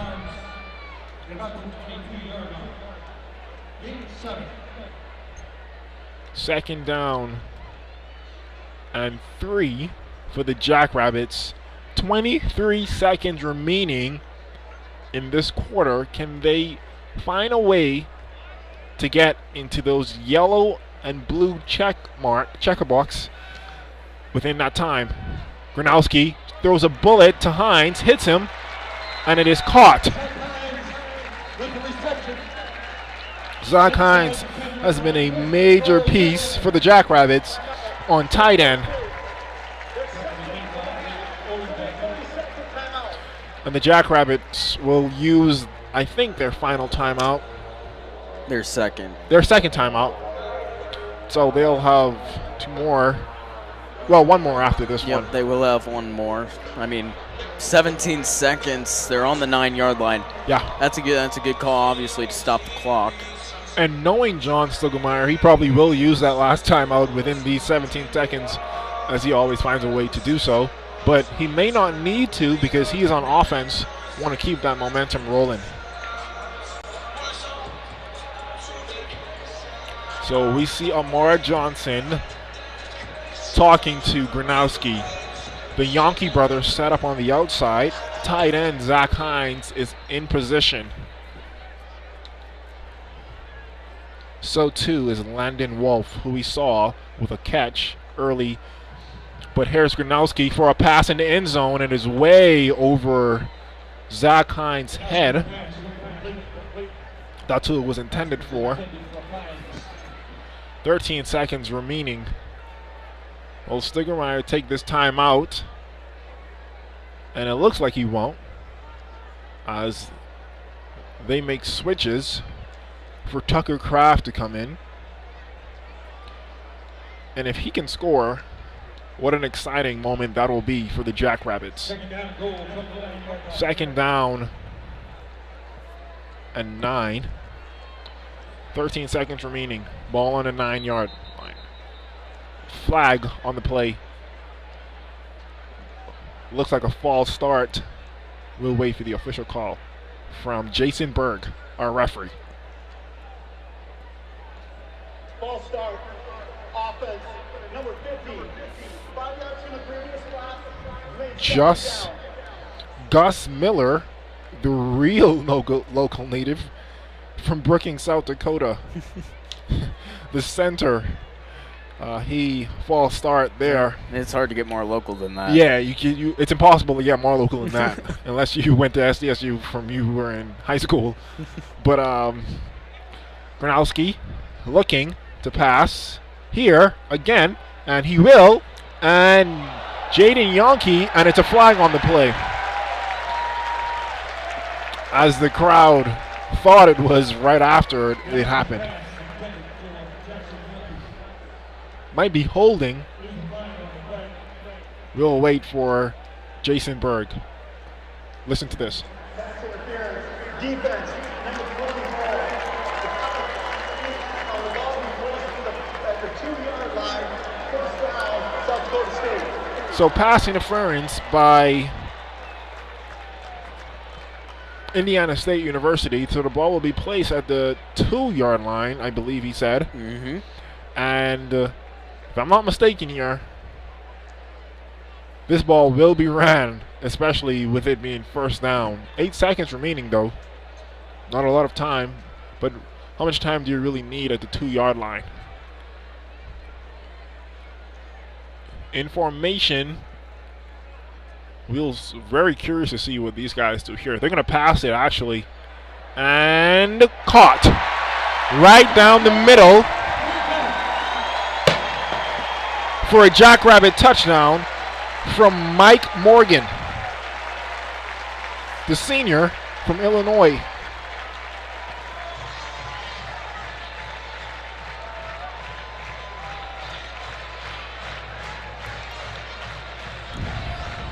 Mike Morgan in the right place at the right time to catch that pass, as Gronowski was trying to be as patient as possible. Almost got sacked, really, if he had waited any longer. Here's Dustman with a kick for the extra point. It's up, and it is good. So the score is now 35-7. The Jackrabbits find a way to score, leaving 3 seconds on the clock. Great timing, great pace for the Jackrabbits. Yeah, 7 plays, 61 yards in 54 seconds. Yeah. It doesn't do much, technically, like for the score, but this just shows that when it matters, this South Dakota State offense can drive, take some time off the clock, and potentially go down and score in a game-winning situation. Yeah, certainly. And it's very important that a team knows how to move that quickly, especially being under pressure, because if this was a moment where they had no other choice but to move that quickly to win the game, and they didn't know how to, they would be in a situation where they certainly don't want to be in. So now we know that the Jackrabbits can move at a pace that can possibly make the difference between winning or losing a game. But right now, it doesn't matter because they're up 35-7. And this is going to be, after the kick, basically it's going to be halftime.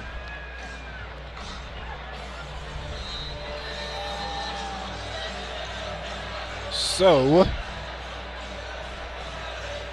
here's Dustman with the kick. Will be a short one. two players collide. Bad communication when you see things like that happen. And that's it. We'll head to the halftime show by the pride of the Dakotas here on Hobo Day. We'll go ahead and take a break from football located at the Dinah J. Dykow Stadium. But we're going to keep it here. Right before we do that, we will put 3 seconds on the clock as the crowd feel that it's extremely unnecessary at this time to do so. But hey, it's whatever.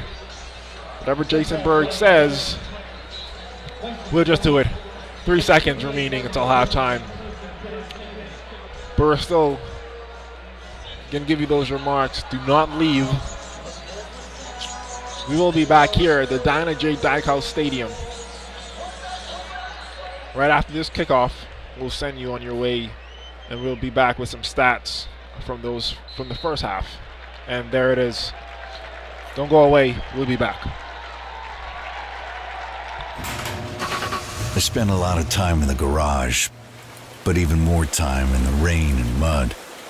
In '95, I helped tow your moving trailer. And in '09, it was sparks from me, your chains, dragging behind your truck that accidentally started a wildfire. Spark a change, not a wildfire. Visit SmokeyBear.com, brought to you by the U.S. Forest Service, your state forester, and the Ad Council. Only you can prevent wildfires.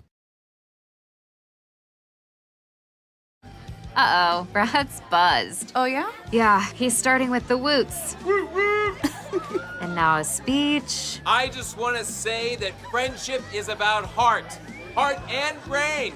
Who's with me? Good thing is, he knows when he's buzzed. And my brain is saying, when it's time to go home, somebody call me a ride. Love that guy. Me too. Know your buzzed warning signs? Call for a ride when it's time to go home. Buzz driving is drunk driving. A message from NHTSA and the Ad Council.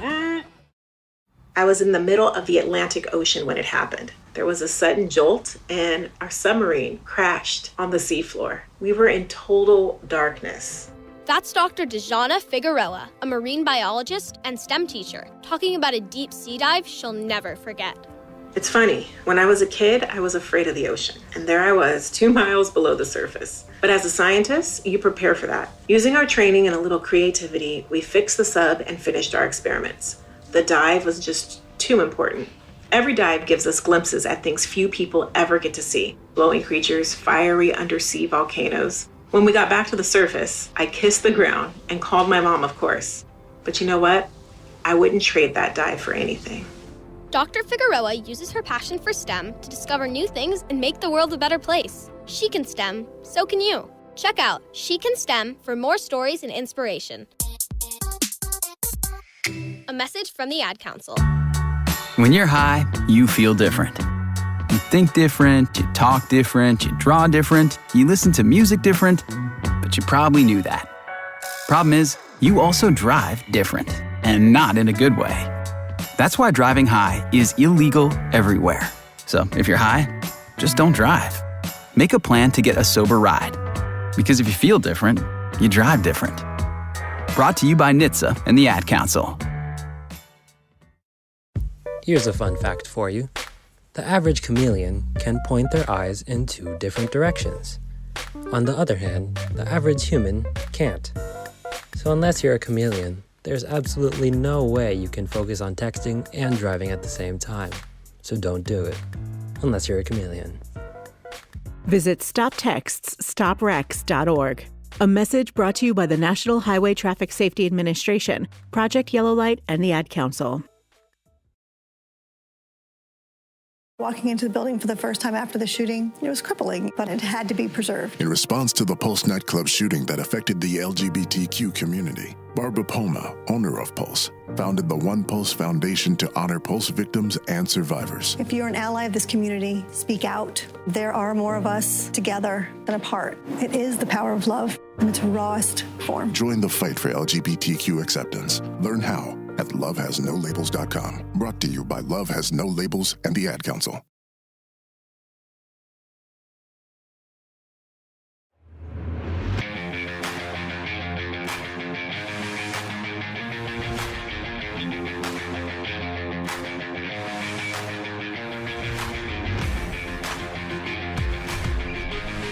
Welcome back here to Dana J. Dykehouse Stadium. Currently at halftime of the Hobo Day game, 35-7 is your score.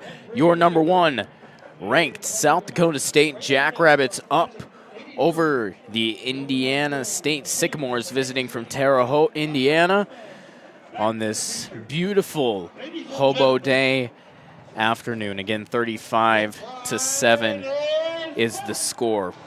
Let's go ahead and take a look at some Missouri Valley Football Conference scores to take a look around the league. Coming up just on the edge of halftime, 12 seconds left in the second quarter, North Dakota State and Illinois State, 7-7, still tied up. The last time we checked in on them, they were tied at 0. Cam Miller, the leading passer, only 11 of 16 with 123 yards and that single touchdown for North Dakota State. Looking a little bit more north, up I-29, North Dakota hosting Abilene Christian in a non-conference matchup. 7-3 is the score. Abilene Christian up over the Fighting Hawks of UND. In the fourth quarter now, South Dakota over in Ohio taking on Youngstown State. 17-45 is the score. Youngstown State up over the Coyotes. Some Penguins beating up on South Dakota. Also, another blowout happening elsewhere in the Missouri Valley Football Conference. Western Illinois taking on Missouri State. 45-7. The Bears are beating the Fighting Leathernecks, which the Jackrabbits saw both of those teams earlier on in the year beating both of those teams. Missouri State down in Springfield and Western Illinois right here in Brookings. And at halftime in the Valley Game of the Week on ESPN3, Northern Iowa 28, Southern Illinois 17. That game was closer. Northern Illinois just took a late touchdown to extend the lead going into halftime, so that'll definitely be one to keep an eye on. 4-4 Northern Iowa, 3-2 in the Valley, 5-3 Southern Illinois, 4-1 in the Valley. Now we're going to take a look at some scores around the whole entire world of college football, mainly the top 25. Happening on Thursday. Games on Thursday already. 14th ranked Utah beats Washington State 21-17. And a real barn burner in this other one. 24th ranked North Carolina State barely edges out Virginia Tech 22-21. Now, going to take a look at the finals from today. Notre Dame and number 16 Syracuse taking each other on national TV on ABC. That one went final 41-24. 7th-ranked TCU beats West Virginia by 10 points, 41-31. Ohio State and Penn State, a battle of ranked programs, was closer in the first half, but in the second half, specifically the fourth quarter, Ohio State explodes for 28 points in the fourth quarter, and they end up winning that one 44-31. Games in progress currently on CBS. Number 1 Georgia taking on Florida. Georgia leading that one 21-0 down in Jacksonville, Florida. 8th-ranked Oregon currently trailing Cal on Fox Sports 1 7-10, with 4.5 minutes left to go in the second quarter. 6 minutes in the second quarter. 9th-ranked Oklahoma State losing to number 22 Kansas State. Old North Dakota State head coach Chris Kleiman, head of that program. 28-0 is the score on that one. That one's on Fox. 5.5 minutes left to go in the second quarter. Number 10 Wake Forest up by 1 over Louisville, 14-13. 5.5 minutes in the second. Number 17, Illinois, beating Nebraska 13-9 in a Big Ten matchup. 4:37 left in the second. Number 20, Cincinnati, taking on UCF. Cincinnati currently trailing by 7, 3-10. And 11:23 in the second. Missouri taking on number 25 South Carolina. Missouri beating the Gamecocks 14-0. Also happening today at 6, 19th ranked Kentucky versus number 3 Tennessee. Number 10 USC versus Arizona at 6:30. Michigan State versus Michigan. And Ole Miss versus Texas A&M at 7. Pittsburgh versus North Carolina. And at 9:30, Stanford versus UCLA in Pac-12 after dark. So that's a look around the world of college football. When we come back, we will have all of the drive summaries for you and some first half stats. You're listening to Jackrabbit Football on your student home for Jackrabbit Athletics, KSDJ Radio. I spent a lot of time in the garage, but even more time in the rain and mud. In 95, I helped tow your moving trailer. And in 09, it was sparks from me, your chains, dragging behind your truck that accidentally started a wildfire. Spark a change, not a wildfire. Visit SmokeyBear.com, brought to you by the U.S. Forest Service, your state forester, and the Ad Council. Only you can prevent wildfires.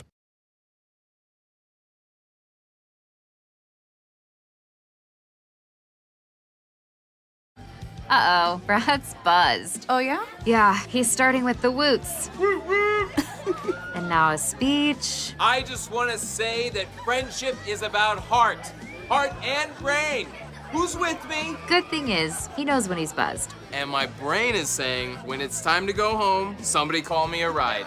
Love that guy. Me too. Know your buzzed warning signs? Call for a ride when it's time to go home. Buzz driving is drunk driving. A message from NHTSA and the Ad Council.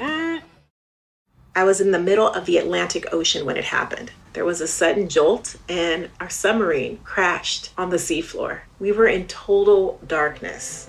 That's Dr. Dejana Figueroa, a marine biologist and STEM teacher, talking about a deep sea dive she'll never forget.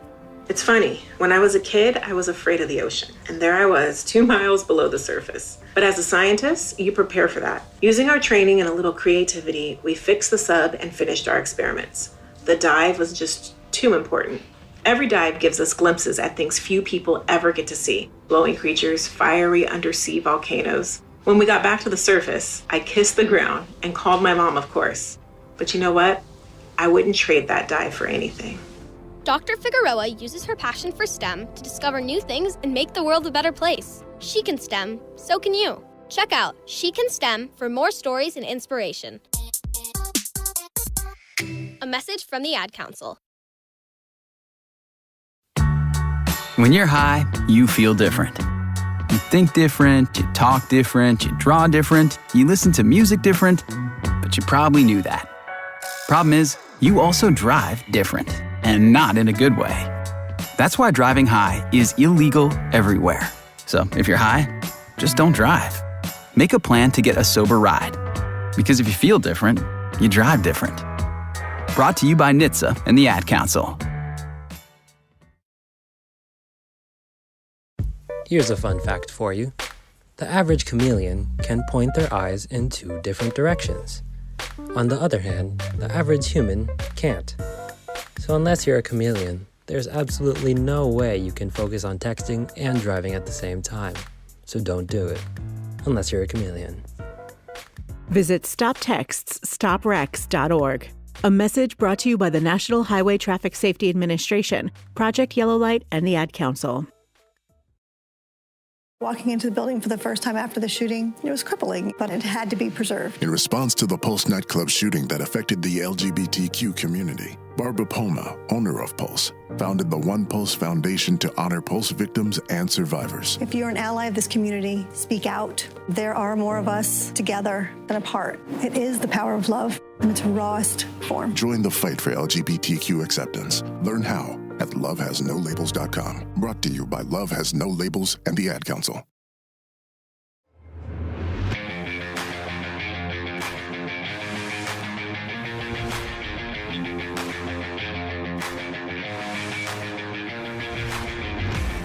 Welcome back here to Dana J. Dykhouse Stadium.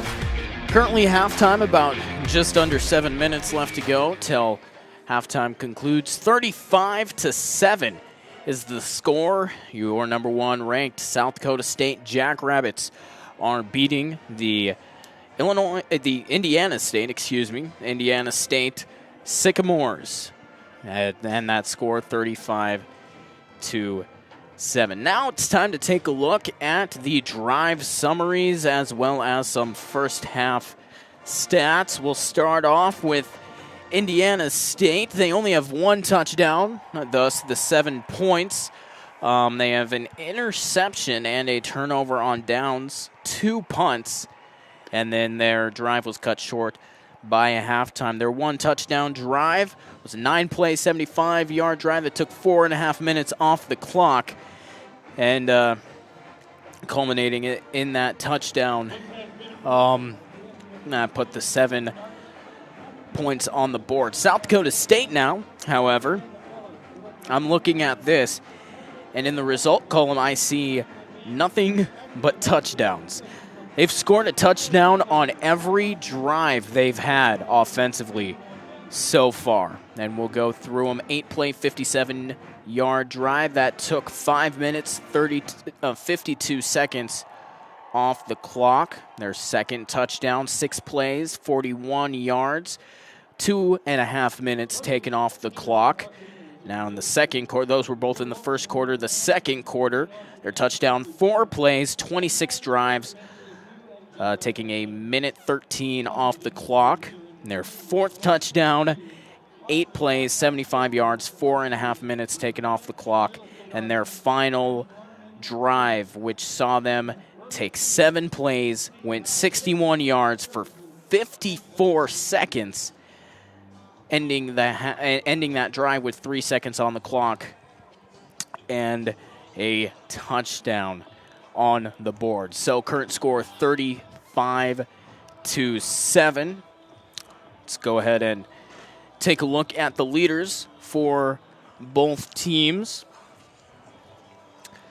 First, for Indiana State, the Sycamores, Cade Chambers, 7 for 18 passing, 66 yards, a touchdown, an interception, a completion percentage of 39%, and a QB rating of 76.9. The leading rusher for Indiana State is actually going to be Joffrey Brown.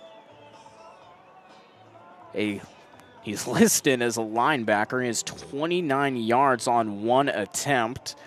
But the back that has been the workhorse so far for Indiana State, Justin Dinka, the running back. He has 8 rushes for 27 yards and a long of 16. In terms of receiving for Indiana State, Harry Van Dyne, 2 receptions for 25 yards, a touchdown, averaging 12.5 yards per catch. Now on the South Dakota State, on the South Dakota State side, Mark Gronowski, 15 for 18 passing, 169 yards, 2 touchdowns, completion percentage of 83%, and a QB rating of nearly 200 at a 198.9. Rushing, Angel Johnson, the leading rusher, 6 attempts for 55 yards, averaging 9.2 yards per carry. Isaiah Davis right behind him with 7 attempts, 37 yards, 2 touchdowns on the day, 10 his longest rush, and 5.3 yards per carry. And looking at receiving, lots of guys right grouped in together. The top 2 I'll take a look at. Jaden Yonke. He has 4 catches for 69 yards, 7 targets, 21 yards after catch. And then right behind him, Tucker Kraft, number 85, the tight end, returning to South Dakota State's lineup. 34 yards on 3 catches, 3 targets, and 31 yards after catch. Looking at total yards, Indiana State has 142. South Dakota State has 263. Broken down, 66 pass yards, 76 rush yards for Indiana State, on 169 pass yards and 94 rush yards for South Dakota State. Indiana State has 1 penalty for 12 yards, and South Dakota State has 2 penalties for 15 yards. We'll take another quick break here on KSDJ. When we come back, we'll have second half action here on KSDJ, your student home for Jackrabbit Athletics. I spent a lot of time in the garage, but even more time in the rain and mud. In 95, I helped tow your moving trailer. And in 09, it was sparks from me, your chains, dragging behind your truck that accidentally started a wildfire. Spark a change, not a wildfire. Visit SmokeyBear.com, brought to you by the U.S. Forest Service, your state forester, and the Ad Council. Only you can prevent wildfires. Uh-oh, Brad's buzzed. Oh, yeah? Yeah, he's starting with the woots. And now a speech. I just want to say that friendship is about heart and brain. Who's with me? Good thing is, he knows when he's buzzed. And my brain is saying, when it's time to go home, somebody call me a ride. Love that guy. Me too. Know your buzzed warning signs? Call for a ride when it's time to go home. Buzz driving is drunk driving. A message from NHTSA and the Ad Council. When you're high, you feel different. You think different, you talk different, you draw different, you listen to music different, but you probably knew that. Problem is, you also drive different, and not in a good way. That's why driving high is illegal everywhere. So if you're high, just don't drive. Make a plan to get a sober ride. Because if you feel different, you drive different. Brought to you by NHTSA and the Ad Council.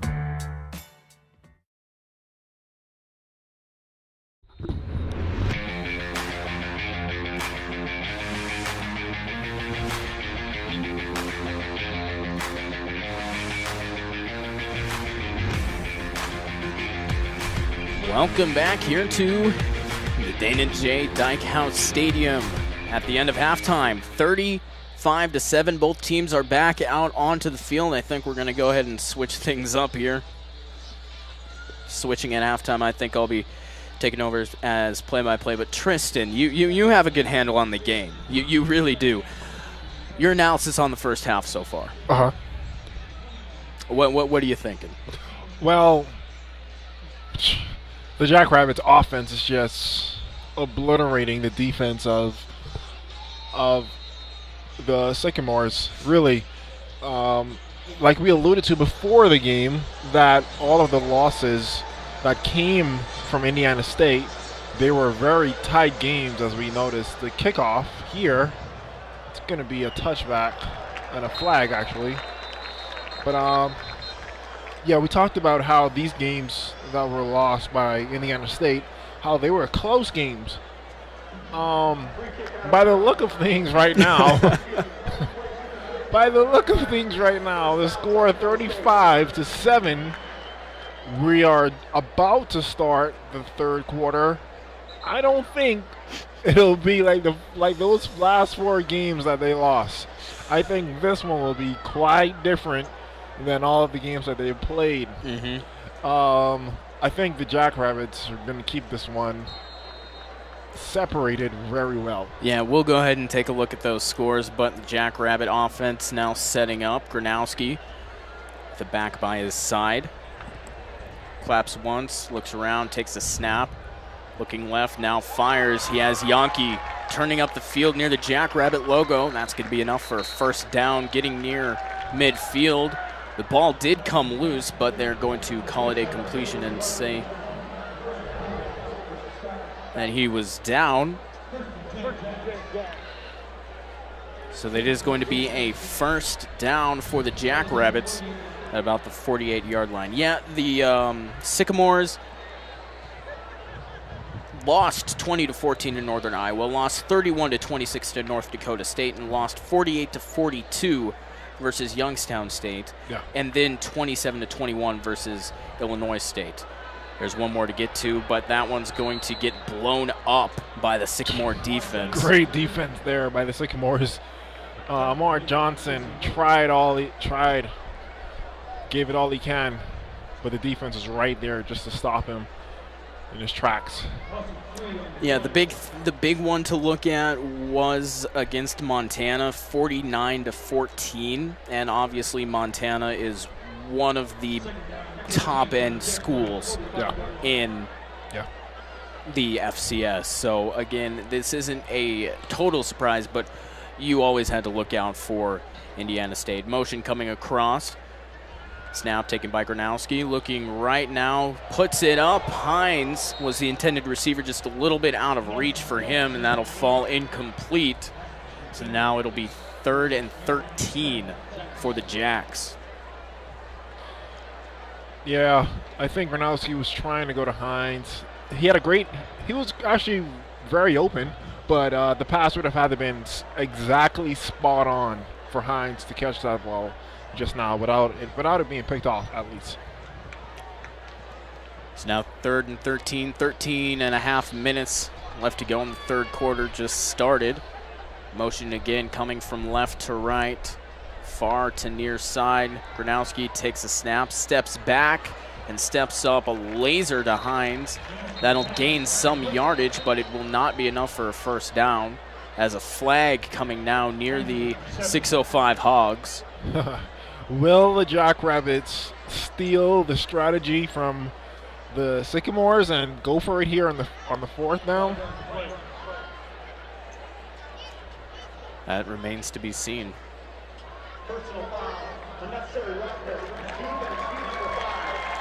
Well, we don't need an answer because that's going to be an automatic first down off of the unnecessary roughness coming from Indiana State. So I guess that means that we'll have to wait to see. Tucker Kraft now entering the game for Landon Wolf, the wide receiver. Switch being made there. Yep, so now that'll set up a 1st and 10 on the Sycamores' 31-yard line. Now into plus territory. Lamar Johnson in the backfield. Snap, fake handoff. Steps back. The pocket was collapsing. Gronowski looked like he got his legs kept out, swept out from under him. Yeah, Amar was trying to block that Sycamore defense, and Amar Johnson landed right on the shins of Gronowski, causing both of them to be shaken up for a couple seconds there, but back on their feet now. Great signs there as they're back in the huddle. Yeah, Gronowski walks it off a little bit as the pass is incomplete downfield. That'll set up a 2nd and 10, still on the 31-yard line of the Sycamores. Again, motioning from left to right. Coming is Yonke. Now a straight handoff, this time cutting up field. That's going to be a couple of yards gained from Johnson. Yeah, if he had read the defense a little bit better, might have had a very clear way to go. All he had to do was duck one tackle, and the rest of the field was Hayes automatically. 3rd down and 6, though. Set up now on the 27-yard line. Lamar Johnson to the right of Gronowski. Throw out to Kraft. He'll try and fight for as many yards as he can. He gets close to the first down marker, and it looks like it's going to be just short, about a yard short. So that'll set up a 4th and 1. Yeah, they are going to go for it here. So our question beforehand is now being answered. 4th down and 1. Who wouldn't go for it here? And you've got to conclude that this is 4-down territory for the Jackrabbits. Yeah. They get this far into it, you might as well try and get it. A little bit of a bunch formation now. Everybody flipping a right side emphasis. Gronowski now goes under center, trying to get them to come off sides. A whistle and a timeout called very smartly by Indiana State's coaching staff before any of their defensive personnel stepped over into the neutral zone. Yeah. It looks like, if I'm not mistaken, Isaiah Davis is not in uniform anymore. You see him down there with the brown puffy hair. Excellent description. Yep. You can't miss it, and that is Isaiah Davis out of uniform now. I think his coach said, "Hey, you already scored 12 points for us is you've done your job. We still need you for the rest of this season, as that is way more important than this game. So I feel like it was a smart decision to sit him down, at least let him play, help out the team, and then sit him back down. Great decision there by the team coaches. Yeah, well, we'll step aside here for about 30 seconds on KSDJ, your student home for Jackrabbit Athletics. We'll be back 35-7, 11:33 left to go in the third quarter. I was in the middle of the Atlantic Ocean when it happened. There was a sudden jolt, and our submarine crashed on the seafloor. We were in total darkness. That's Dr. Dejana Figueroa, a marine biologist and STEM teacher, talking about a deep sea dive she'll never forget. It's funny, when I was a kid, I was afraid of the ocean, and there I was, 2 miles below the surface. But as a scientist, you prepare for that. Using our training and a little creativity, we fixed the sub and finished our experiments. The dive was just too important. Every dive gives us glimpses at things few people ever get to see. Glowing creatures, fiery undersea volcanoes. When we got back to the surface, I kissed the ground and called my mom, of course. But you know what? I wouldn't trade that dive for anything. Dr. Figueroa uses her passion for STEM to discover new things and make the world a better place. She can STEM, so can you. Check out She Can STEM for more stories and inspiration. A message from the Ad Council.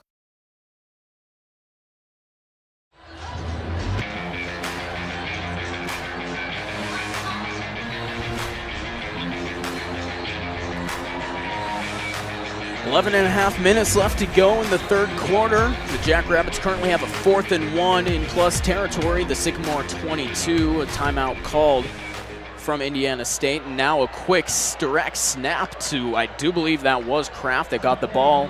A dive through. No official signal yet, saying the ball is dead. And it will be enough for a first down. So an excellent play design by the Jackrabbit offense.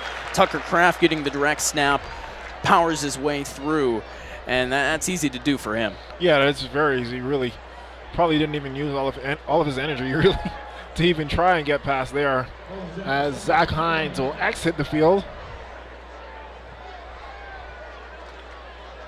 See the 2 Yonke brothers will probably set up on both ends on this play, but a timeout call by the Jackrabbits to go over this next play, as it will be a major one for them, trying to score here again with 11 minutes, 2 seconds left in the third. Yep, so with 11 minutes left to go in the third quarter, 35-7, we will once again step aside here on KSGJ, your student home for Jackrabbit Athletics. We'll be back right after this.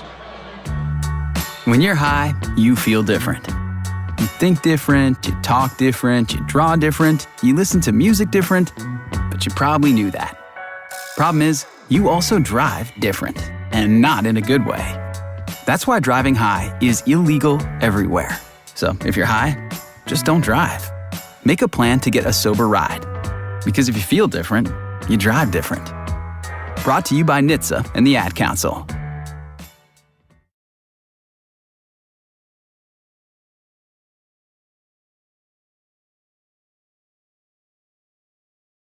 Here's a fun fact for you. The average chameleon can point their eyes in 2 different directions. On the other hand, the average human can't.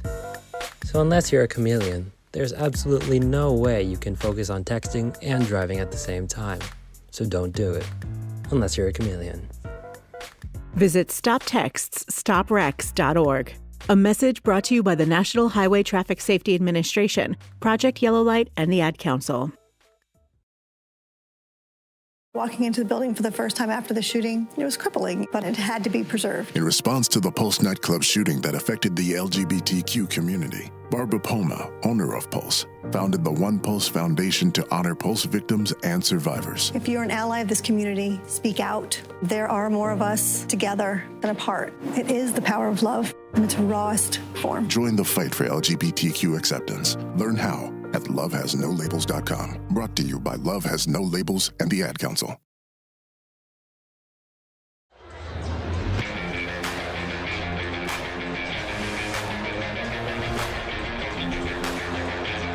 11 minutes and 2 seconds left in the third quarter.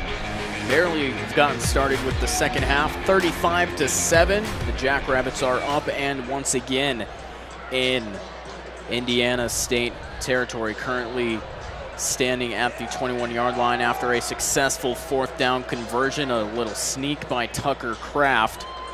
Now the offense is set up once again. Two receivers to the right, one to the left, one back in the backfield. That back is Amar Johnson standing with Gronowski.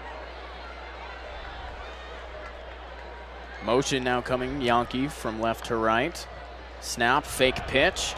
Gonna send it right up the seam to the tight end, and a touchdown for the Jackrabbits. Yeah, great catch by Tucker Kraft. We talked about the athleticism and the excitement that he's brought here to South Dakota State University's football team. And they love him here in Brookings, South Dakota. They really do. And we can see why. Special player there. Great catch. And it's especially a great throw from Gronowski. 21-yard touchdown reception by Tucker Kraft. The extra point all set up. Snap, hold, and the kick is up and good by Dustman. 42-7. 10:55 left in the third quarter. Once again, we'll step aside here on KSDJ. 42-7. The Jackrabbits have broken this thing wide open. We'll be back right after this. I spent a lot of time in the garage, but even more time in the rain and mud. In '95, I helped tow your moving trailer. And in '09, it was sparks from me, your chains, dragging behind your truck that accidentally started a wildfire. Spark a change, not a wildfire. Visit SmokeyBear.com, brought to you by the U.S. Forest Service, your state forester, and the Ad Council. Only you can prevent wildfires. Uh-oh, Brad's buzzed. Oh, yeah? Yeah, he's starting with the woots. And now a speech. I just want to say that friendship is about heart and brain. Who's with me? Good thing is, he knows when he's buzzed. And my brain is saying, when it's time to go home, somebody call me a ride. Love that guy. Me too. Know your buzzed warning signs? Call for a ride when it's time to go home. Buzz driving is drunk driving. A message from NHTSA and the Ad Council. I was in the middle of the Atlantic Ocean when it happened. There was a sudden jolt and our submarine crashed on the seafloor. We were in total darkness. That's Dr. Dejana Figueroa, a marine biologist and STEM teacher, talking about a deep sea dive she'll never forget. It's funny, when I was a kid, I was afraid of the ocean. And there I was, 2 miles below the surface. But as a scientist, you prepare for that. Using our training and a little creativity, we fixed the sub and finished our experiments. The dive was just too important. Every dive gives us glimpses at things few people ever get to see. Glowing creatures, fiery undersea volcanoes. When we got back to the surface, I kissed the ground and called my mom, of course. But you know what? I wouldn't trade that dive for anything. Dr. Figueroa uses her passion for STEM to discover new things and make the world a better place. She can STEM, so can you. Check out She Can STEM for more stories and inspiration. A message from the Ad Council.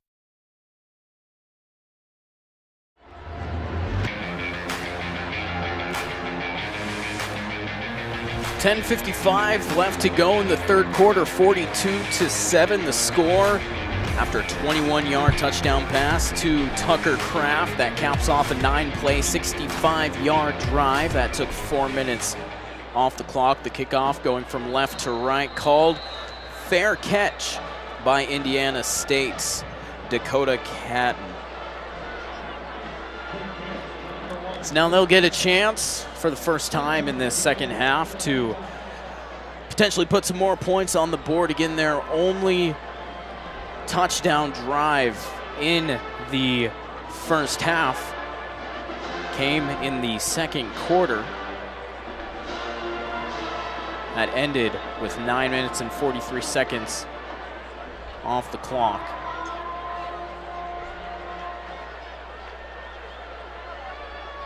So now Chambers in shotgun takes a snap handoff. Straight to Dinka. Gonna try and make a man miss, but the defense proves too much.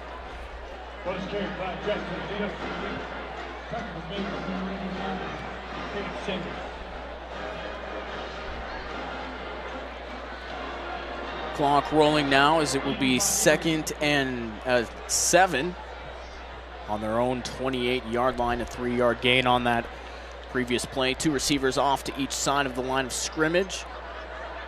Clap and check by Chambers. Puts his mouth guard in again. Now comes set.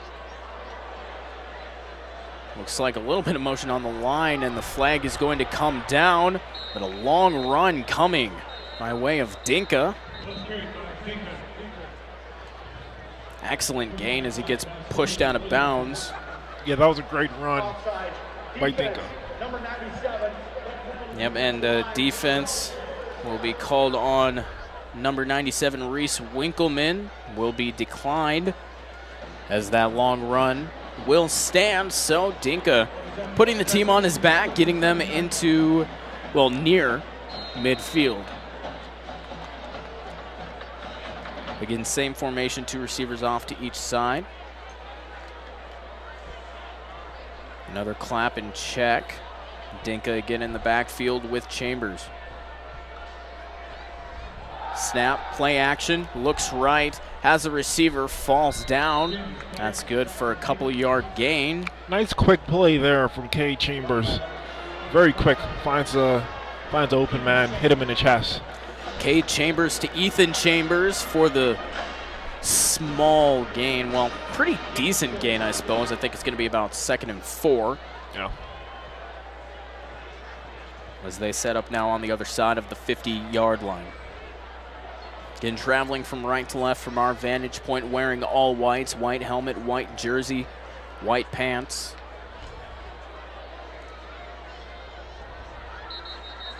Chambers claps again, and a timeout going to be called by the Sycamores. It's going to be their 2nd timeout. That's going to be 30 seconds, so we'll go ahead and just keep that right here. 9 minutes and 8 seconds left in the 3rd. 42-7 is the score. Both teams having used a timeout already. The Sycamores already down to 1, although we don't anticipate timeouts being a factor in this game later on.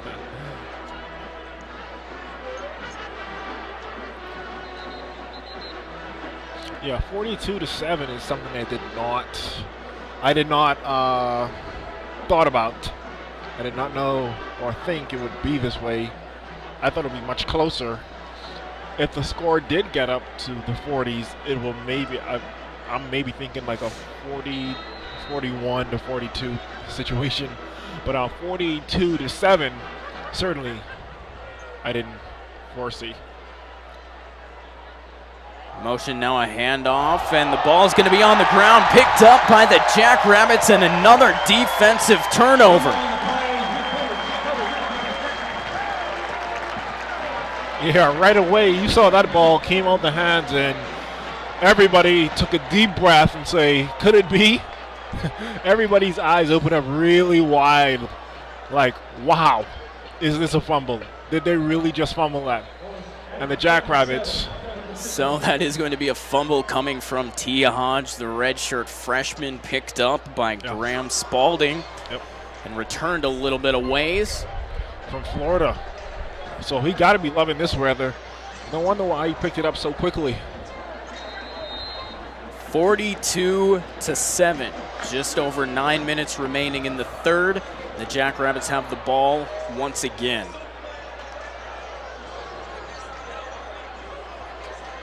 Motion by 2 tight ends coming towards the left side, the 2 Yankee brothers on the right. Snap taken by Gronowski, steps back, pressure in the backfield, evades a tackler, moves to the left, throws it away. Good heads-up awareness by him to keep his eyes downfield, although he couldn't find anything happening on that play. Yeah, certainly, and he was under a lot of pressure just now. And if he found a way to make a successful play from that situation, that's a next level kind of play. That's an NFL kind of play. And that's what the scouts are looking for. But not quite getting himself out of that situation. Well, just a little bit.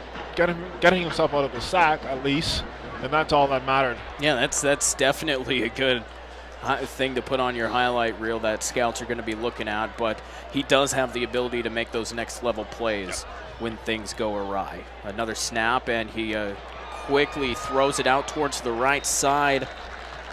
Landon Wolf we haven't seen him a whole lot this year, but very impressive in this game. I think he has 2 catches so far, and both of them were complete. Yeah, I mean, it's hard to show out when you have the 2 Yankee brothers playing the same position as you. Yeah. Wolf's a younger guy. He'll get his time. Yeah, certainly.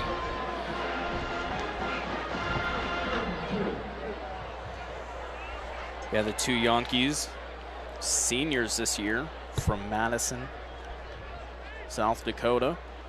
A snap taken by Gronowski. One-handed catch off to the right side. He just powers his way through.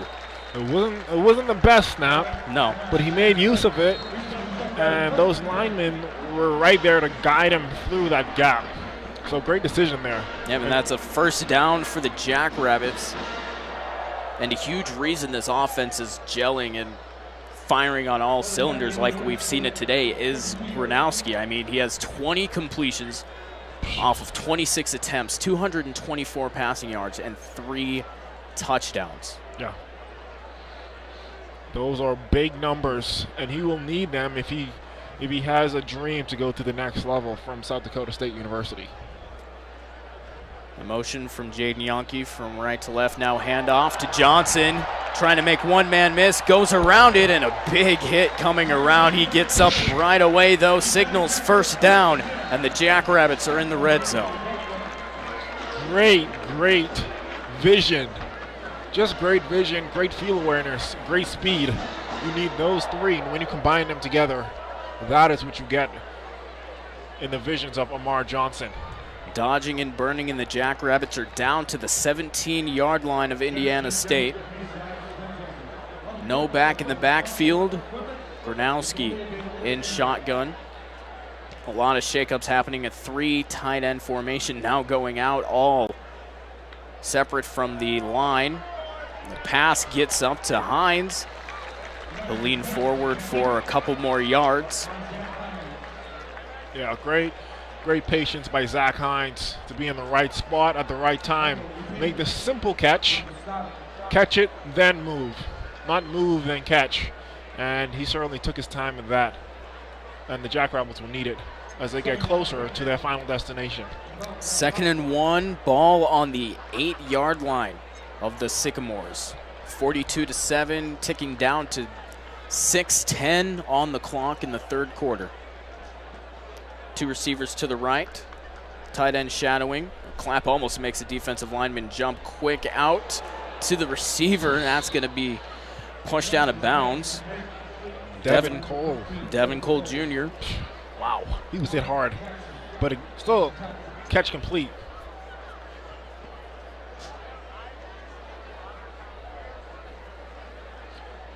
Going to be virtually no gain on that play. So that'll set up a 3rd and 1 now. Ball still on the 8-yard line.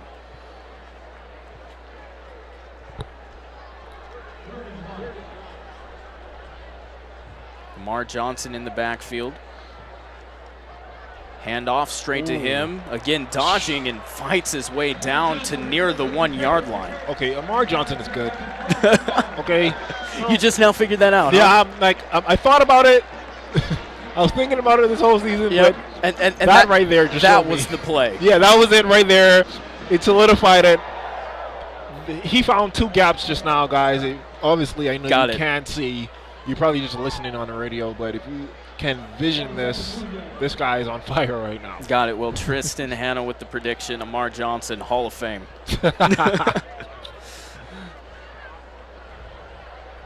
Another jump, a direct snap to Johnson now. Again, wide open hole. Nobody touching him. Put another 6 on the board. The Jackrabbits are on fire. Yeah, he sealed the deal right there. Right before I said he was real good and polished it up at the end and say, hey, let me show you I'm better than you think for the touchdown. Great play, great run, great speed. and great brilliance by Amar Johnson. And again, that same play formation, that same play type. Gronowski jumps off to the side, a direct snap, wildcat to the running back, and a wide open hole. Runs in for 6. The extra point pending now. Snap, hold, and the kick up and good. And that'll set it to 49-7. Wow. 4:50 left to play in the third quarter. And as soon as you said 49-7, it hit you? We looked over there and we see everybody is moving towards the exits because they believe that this one is virtually sealed. This one's done to them. Yep, the floodgates have opened on the scoreboard. The floodgates have opened in the stands as well. The student section fairly depleted now on this fantastic Hobo Day, and what a way to celebrate it. 49-7.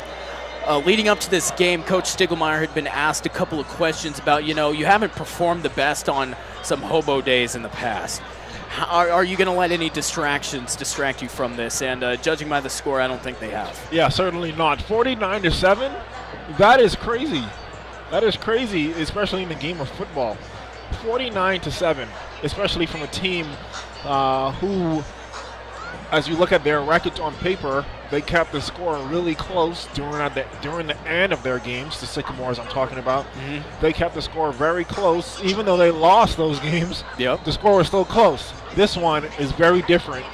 This is what happens when you play the #1 team in the nation. Yeah, well, if you're looking for a close game, you can look around the whole entire Missouri Valley Football Conference. As right now over here, I'm just keeping tabs on this as the kickoff will be fair caught on the north side of the 15-yard line. Northern Iowa and Southern Illinois locked in a battle. 30 seconds left in the third quarter. It's 31-29. And then taking a look at halftime, we looked at North Dakota State versus Illinois State, and that was locked up at 7 at halftime. Wow.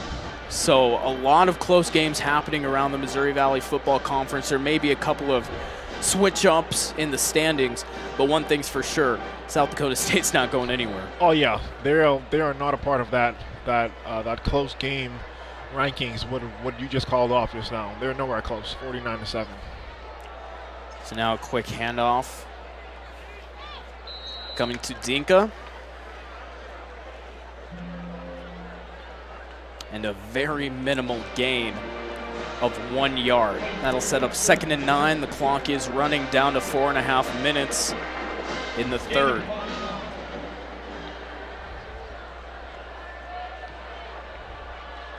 Dink in the backfield once again.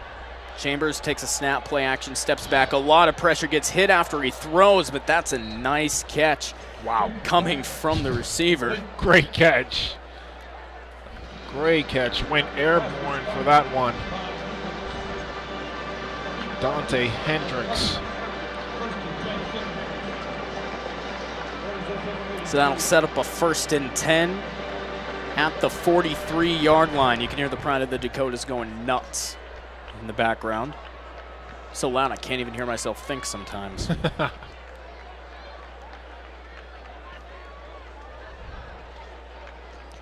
Chambers in an I-like formation, fake jet sweep, runs around towards the right side. And again, Hendricks on the reception. Close to another first down, and it indeed will be.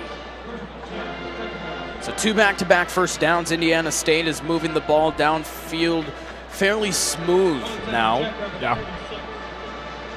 They figured something may have clicked, but something may have clicked way too late. As we see the score. The traditional look back from Chambers. 2 receivers towards the right, 1 off towards the left, and a handoff now to Hodge. Fights for a 1-yard gain. Oh, that 2-yard gain. My bad on that one. 2nd and 8. Now setting up on the 44-yard line in Jackrabbit territory.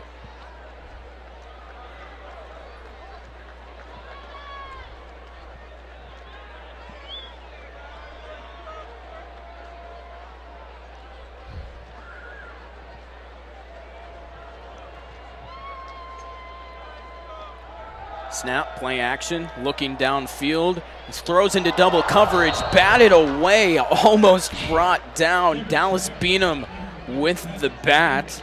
Yeah. Isaiah Stallbird almost brings it right down. There. He was right there. there. He was so mad that he overran that ball just now. But yeah, that would have been something else if they would have caught that, because that would have been a clear way to the field goal. Perhaps a lapse in judgment from Chambers throwing into a double coverage tandem of Beanham and Stallbird, who have shown out today, to be honest with you, on the defensive side of the ball. Yeah. 3rd and 8 now on the 44-yard line. The Jackrabbit defense ready to cause some turmoil. Chambers steps back, and again pressure, and that's going to go straight through the hands. Yeah, that was a low pass, very low pass. That was almost picked off as well by Jason Freeman, Jr. 4th and 8, the down and distance, still on the 44. Indiana State gonna keep their offense out there. Props to the coaching staff sticking to their guns. 2 receivers wide. Tight end just off the scrimmage. A blitz coming from the Jackrabbits. The pocket collapses, but an on-target pass brought down. That was a great catch by Harry Van Dyke. He has been on fire with the catches today. Really, really, really good indeed. No doubt about it.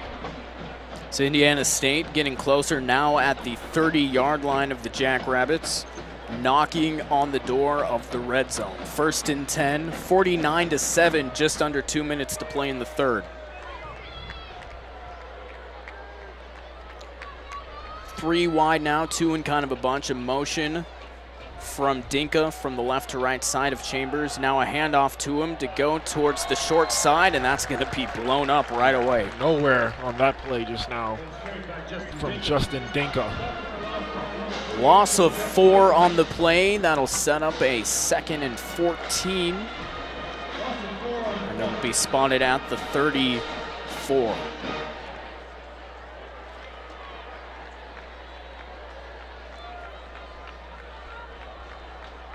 Personnel changes coming in. 2 off towards the right, 1 on the short side. Motion from that short receiver. Play action, runs right into a Jackrabbit. A flag's going to be thrown, presumably for roughing the passer. Yeah, and that's a big penalty. Chambers still on the ground, having to be helped up a little bit, and again sits down. He looks like he's shaken up. Boos, a spattering of boos coming from the crowd still left here at Dana J. Dykehouse Stadium as the Zebras gather for a convention. Yeah, I'm curious to see what was called on that play. We'll wait for Jason Berg to give us that final call. But we will hope that Cade Chambers is okay. If not, Gavin Screws from Jacksonville, Florida, the sophomore, might have to step up to the plate. So Dante Hendricks walking away from Chambers now to join his team on the other side of the hash marks now. Chambers sitting at the 48-yard line and now gets up and walks towards the sideline. So it looks like he will be okay. Probably goes for more evaluation. And they're going to go ahead and pull out the big one. Targeting is the call, and the play will go under review. I want to see the review. I wasn't quite focused on that. I was focused on the pass and who it was going to. But here's the replay. Let me take a look at this. Yeah, the replay, the handoff, faking and coming off the edge, right into it, and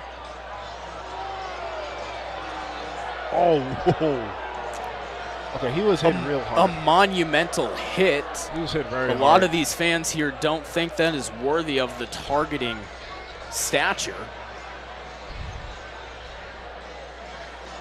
Now this is a huge play and a huge call, because if this does stand, not only will the player get ejected from this game, but he will have to serve a 1/2 suspension for the next game. So he's not eligible to play until the second half of the next game as well. Wow.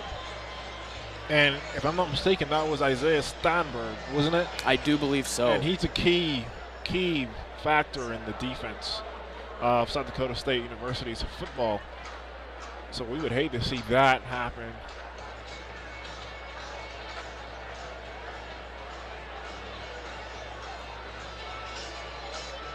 Play still under review. Yeah, they're going to make sure with this one. As they should. Yeah, they should. It looks like targeting, but because the ball was released already. The big thing about targeting, in that sense, it's not a defenseless player because he was the quarterback. He just got rid of the ball. Yeah. So the big thing you got to look for is the leading with the crown of the helmet, and the crown of the helmet has just been defined as the top here. Yeah. And it is going to be targeting, as everybody can see.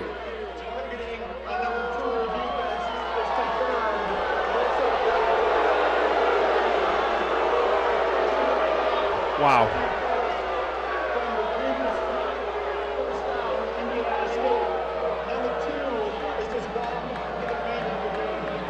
That is the loudest boo you will ever hear from the Dinah J. Dykow Stadium. They hated that call. And the reasoning coming from Jason Berg is the forcible contact with his head or neck area, not to the head or neck area, because if you saw the replay, it was his helmet going into his chest. Yeah. But nevertheless, that is the call, and the Sycamores are deep into Jackrabbit territory now.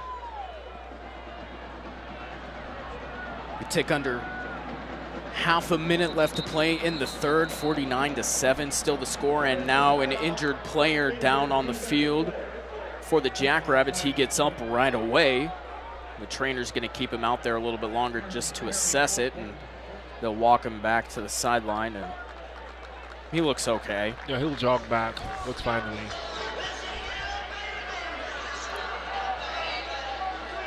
So an official's timeout was called, so Indiana State will use it. Yeah, they're going to use every possible second they can. 22 seconds left, though. Let's see what they can get done in 22 seconds.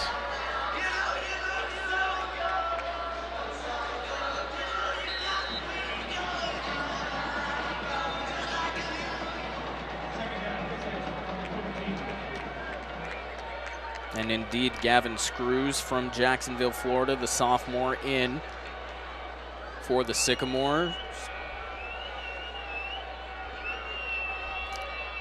Snap, handoff to Dinka, makes a move towards the right, spinning away from a tackle, and he'll get gang tackled, and they'll go ahead and use the forward progress, so they will move him up about a gain of a yard, I would say, and that'll be the end of the third quarter. So after three, headed to the fourth, 49-7.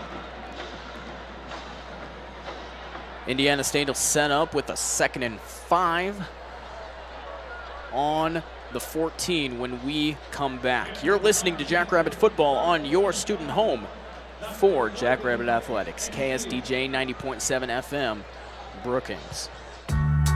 When you're high, you feel different. You think different, you talk different, you draw different, you listen to music different, but you probably knew that. Problem is, you also drive different, and not in a good way. That's why driving high is illegal everywhere. So if you're high, just don't drive. Make a plan to get a sober ride. Because if you feel different, you drive different. Brought to you by NHTSA and the Ad Council. Here's a fun fact for you. The average chameleon can point their eyes in 2 different directions. On the other hand, the average human can't. So unless you're a chameleon, there's absolutely no way you can focus on texting and driving at the same time. So don't do it, unless you're a chameleon. Visit StopTextsStopWrecks.org. A message brought to you by the National Highway Traffic Safety Administration, Project Yellow Light, and the Ad Council. Walking into the building for the first time after the shooting, it was crippling, but it had to be preserved. In response to the Pulse nightclub shooting that affected the LGBTQ community, Barbara Poma, owner of Pulse, founded the One Pulse Foundation to honor Pulse victims and survivors. If you're an ally of this community, speak out. There are more of us together than apart. It is the power of love in its rawest form. Join the fight for LGBTQ acceptance. Learn how at lovehasnolabels.com. Brought to you by Love Has No Labels and the Ad Council. I spent a lot of time in the garage, but even more time in the rain and mud. In '95, I helped tow your moving trailer. And in '09, it was sparks from me, your chains, dragging behind your truck that accidentally started a wildfire. Spark a change, not a wildfire. Visit SmokeyBear.com, brought to you by the U.S. Forest Service, your state forester, and the Ad Council. Only you can prevent wildfires.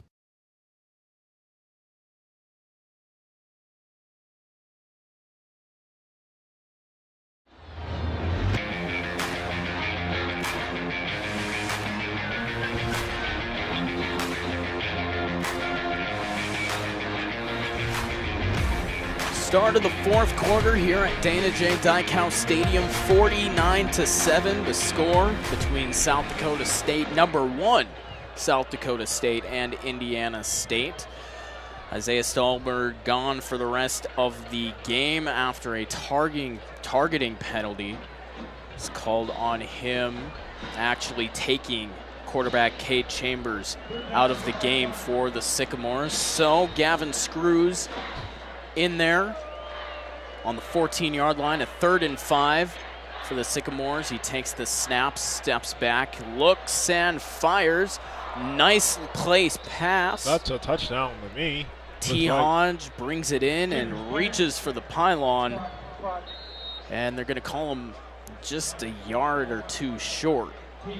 Wow. Maybe he stepped out of bounds, probably. Screws stepping back. It was perfectly placed just above the head of T. Hodge. He stretches through. He stepped out of bounds. Yeah. Just shy. Actually, they're going to mark it on the 3. So with the clock running and 2 receivers off towards the right, Hodge by Screws' side. A fake play action, and that's going to be stopped by the front line of the Jackrabbit defense. Yeah. Great defense there. Not to let him score that touchdown. Second down and 2.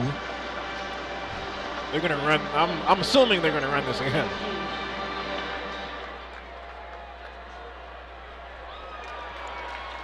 Another great defensive showcase by the Jackrabbits. They only need 2 yards to score, but now they only need 1. 3rd down and 1.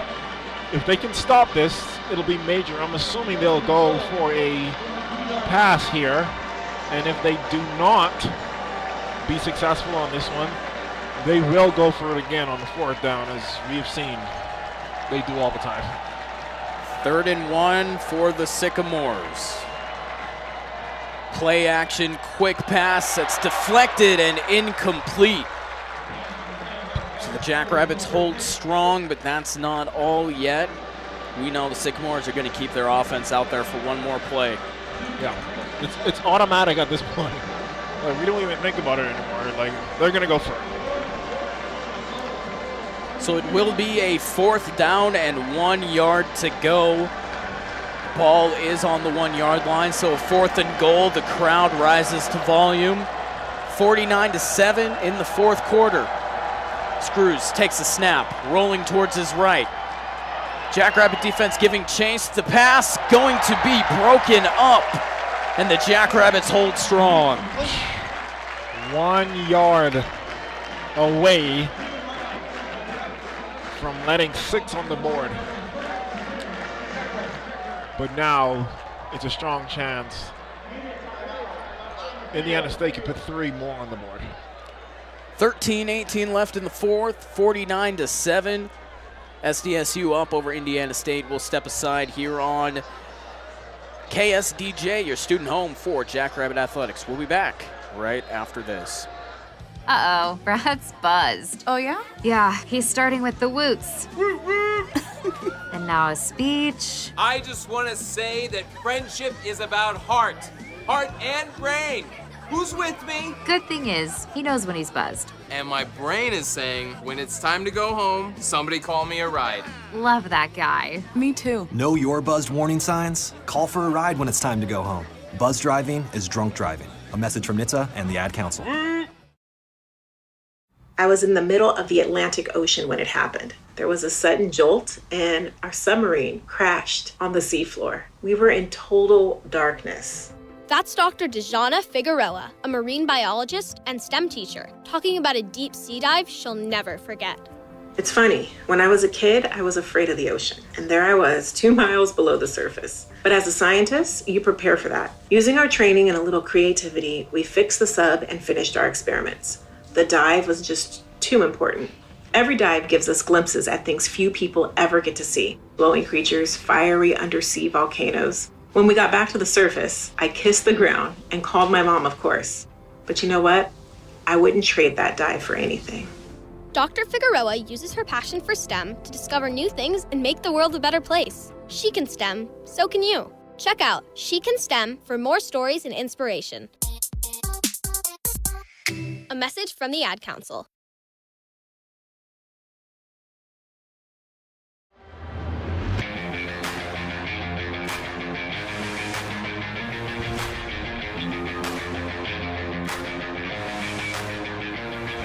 (49-7).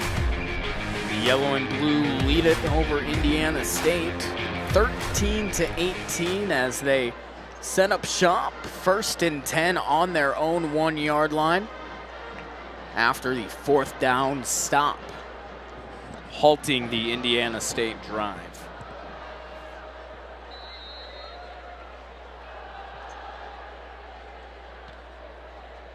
Quick sneak coming up the middle, and flags fly in from all different directions.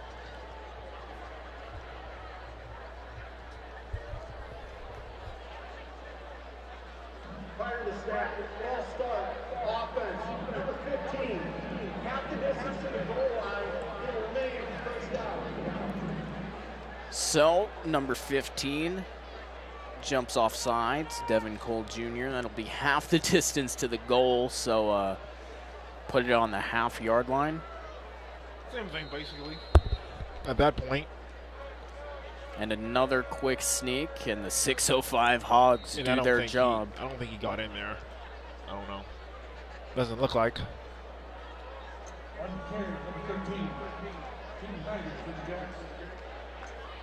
So Keaton Heide in the game for the Jackrabbits. As Mark Gronowski, the starter, is relieved. We'll get his final line here in just a moment. 22 for 28, 233 yards, 3 touchdowns, a 79% completion percentage, and a 183.8 QB rating. Excellent game for him. Yeah. So Heide, standing in his own end zone, takes the snap and the handoff straight up the middle. Try to run off as much time as you can. 12 minutes, 25 seconds left in the game. Score 49. Jackrabbits.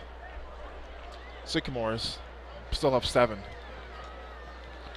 What started out as a packed stadium has now been, if it was at 100%, it is now at 45% full. I would say that's a fair assessment. Yeah. 3rd and 6 now. Heide with the back to his side, and flags come in as there's movement on the line. Might be a false start there, or offside.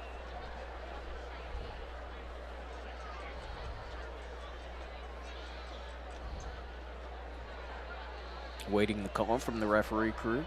False start, offense, number 19.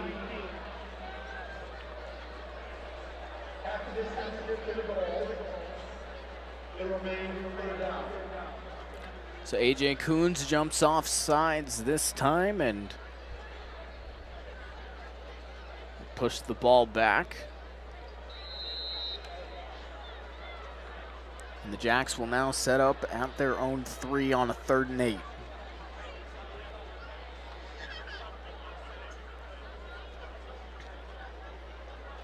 Motion all around. Heidi takes the snap.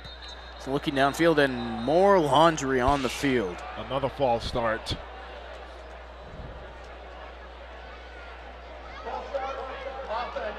Number 76. After this is to the goal line. Remains out. 3rd down. So now Bo Donald offsides, the offensive lineman. The junior from Kimball, South Dakota.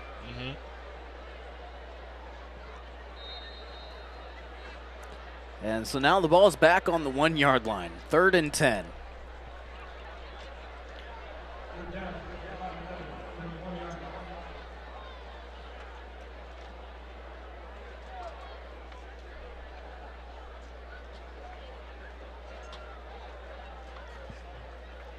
Heidi takes a snap, quick dump off to Morgan, fights for yards, and he'll get up to near the 10-yard line. That will be a 4th down, if I'm not mistaken. 4th and 2 it will be. Yep. So now the punt unit comes out.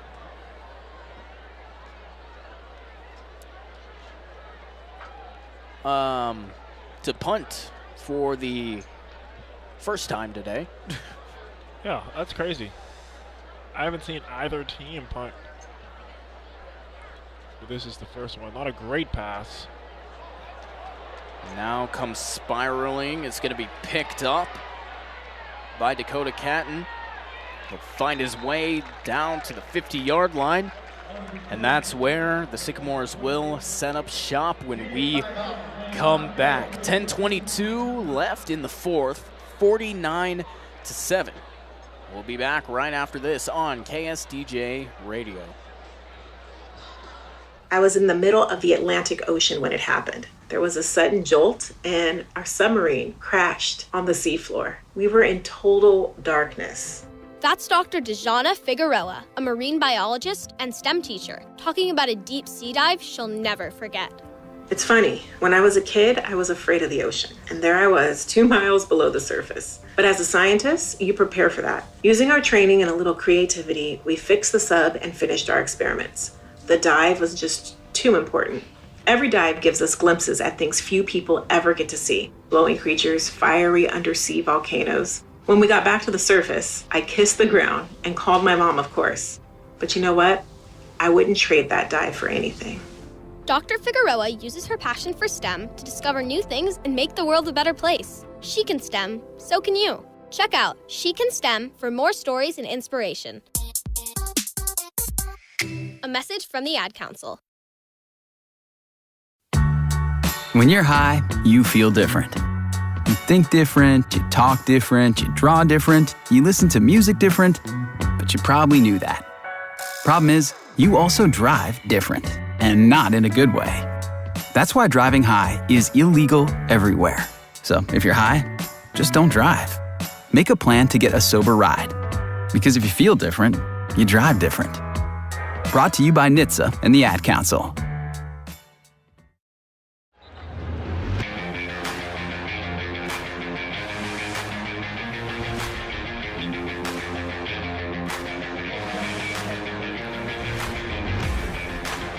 .22 left on the clock in the 4th quarter, 49-7. Indiana State has the ball marked right at the 50-yard line, neutral territory. As Gavin Screws still in the game. I don't imagine Cade Chambers is coming back just because of the nature of the score more than anything. Handoff picked up by Dinka.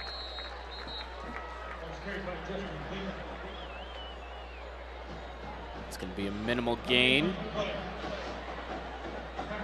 In fact, no gain called. So it'll be 2nd and 10, same yard line at the 50. As we tick down to under 10 now.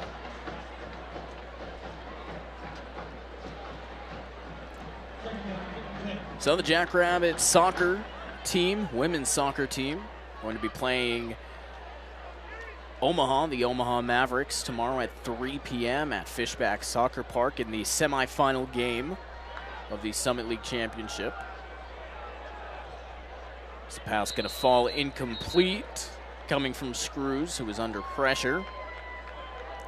So that'll set up a 3rd and 10 again at the 50-yard line. Did you know that the women's soccer team is in fact the only unbeaten team still unbeaten in Division I? Really? Yep. I did not know that. That's insane, isn't it? I know that just like football, they are undefeated at home. They are. I know that. Yep. And that's impressive. Currently on a huge win streak. Definitely. It's important to defend home court. Definitely. Now 3rd and 10, 50-yard line. A little bit of miscommunication. Finally a handoff to T. Hodge. He'll find his way down. And it worked. It did work. Yeah, they were. Looks like he's going to be just shy of the 1st down, but. Yeah, Hodge was extremely confused. It ended up working. Yeah, it did. You know, it's almost like when your math instructor is like, I don't know how you got the answer, but you got it right. Yeah. You used the wrong formula, but you got it right. It's now a 4th and 1 on the 41.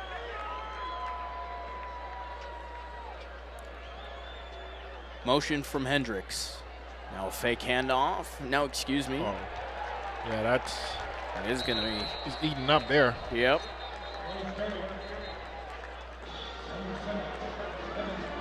As they dig through the pile.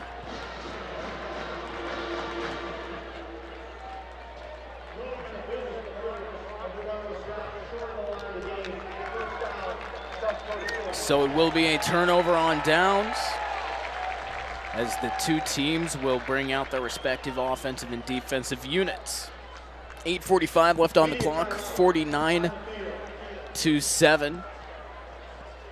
And we will once again step aside here on KSDJ 90.7 FM.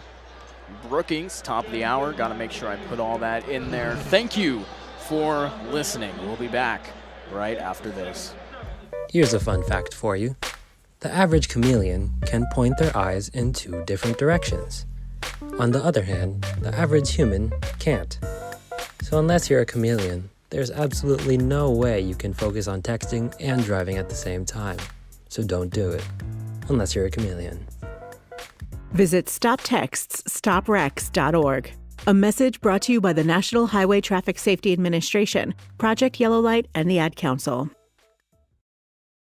Walking into the building for the first time after the shooting, it was crippling, but it had to be preserved. In response to the Pulse nightclub shooting that affected the LGBTQ community, Barbara Poma, owner of Pulse, founded the One Pulse Foundation to honor Pulse victims and survivors. If you're an ally of this community, speak out. There are more of us together than apart. It is the power of love in its rawest form. Join the fight for LGBTQ acceptance. Learn how at lovehasnolabels.com. Brought to you by Love Has No Labels and the Ad Council.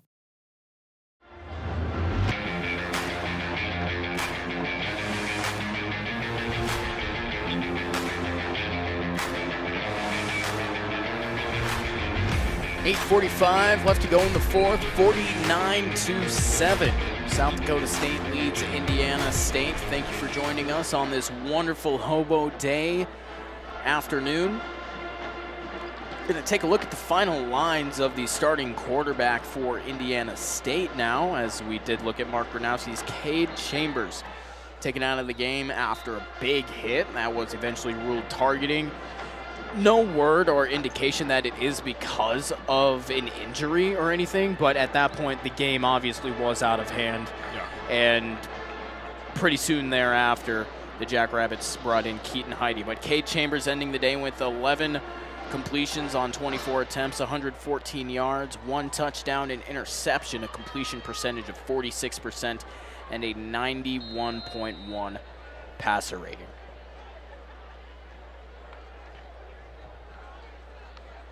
So now Heide takes a snap and a handoff.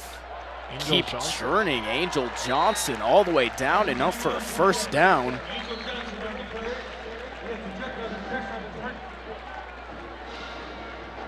And that's good for two reasons. Gives you more first downs, and it keeps the clock running. Yep.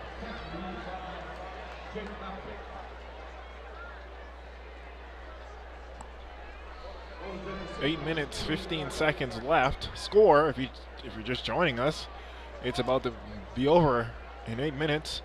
49-7. Jackrabbit lead.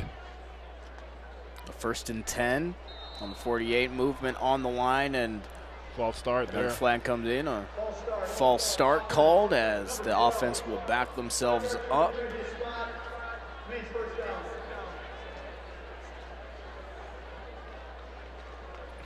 Reagan Boldweg gets the call against him. Redshirt freshman tight end from Highmore, South Dakota. 6'3", 230 pounds. Again, a decently sized tight end. Yeah. Yeah. Snap taken by Heidi.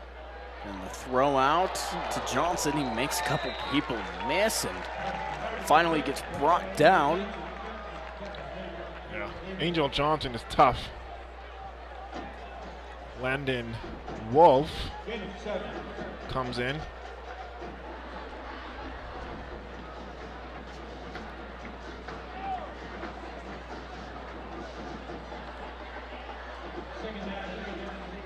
The Jacks are now into Sycamore territory.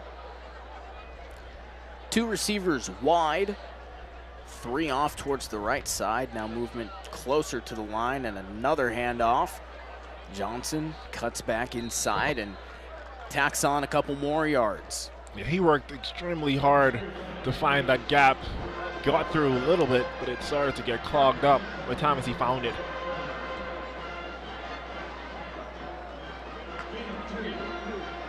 That'll put a 3rd and 6.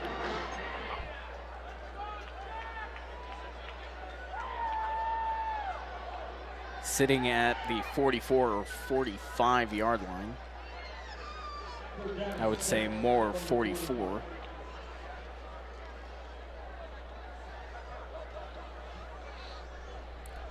Motion from Boldweg.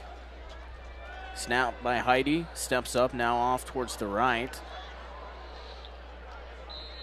Nice little check down completion. It's going to be right at the line of scrimmage. I do not think he gained anything. In fact, he lost a yard on that. Yeah, I think he did. 4 down and 7 now. Yep, so that'll set up a 4th and 7. The ball is going to be on the 45 yard line, and special teams comes out. Not sure if they're going to punt it or attempt a field goal. And looks like they are going to punt it, so a returner goes back. I mean, that's a fair question to ask. Like, are they going to punt it? Or are they going to attempt a field goal? Yeah, like, that's a far field goal, man. It is a far field goal, but it is, in some coaches' eyes, it might be worth it to try and get them to do it in a game situation. Wow. It's a high punt, and that'll bounce inside the end zone for a touchback. Yeah. So 5:19 left to go in the 4th, 49-7. Once again, we will step aside here on KSDJ Radio. When we get back, we'll probably have the conclusion of this one for you, and I don't think anybody's going to be very surprised. We'll be back right after this. I spent a lot of time in the garage, but even more time in the rain and mud. In '95, I helped tow your moving trailer. And in '09, it was sparks from me, your chains, dragging behind your truck that accidentally started a wildfire. Spark a change, not a wildfire. Visit SmokeyBear.com, brought to you by the U.S. Forest Service, your state forester, and the Ad Council. Only you can prevent wildfires.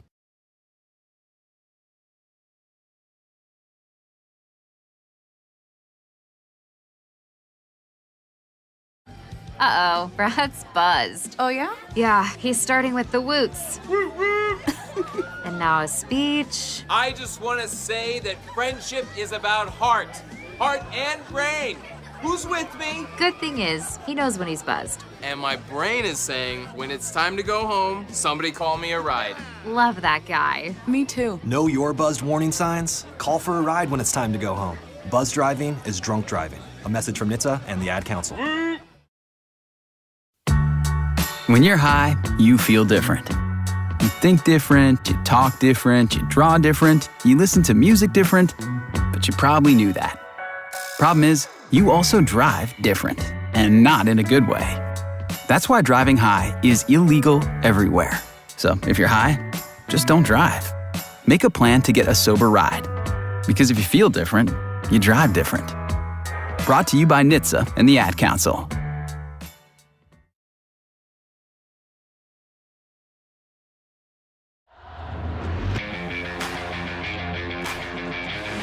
.5:19 left to go in the fourth quarter. 49-7. The score virtually unchanged for quite a while now. In fact, no score yet in the fourth quarter.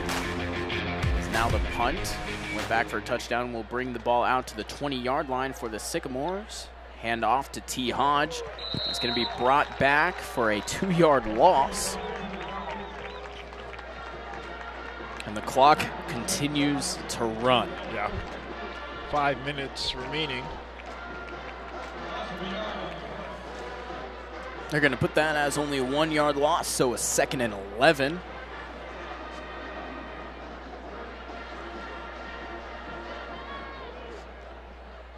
As I mentioned, a bunch of battles happening in the Missouri Valley Football Conference today. Make sure to stick around for a Jackrabbit post-game show. Take a look at all the scores around the world of college football. A pass coming from Screws, and that's batted away by the defense. Number 13.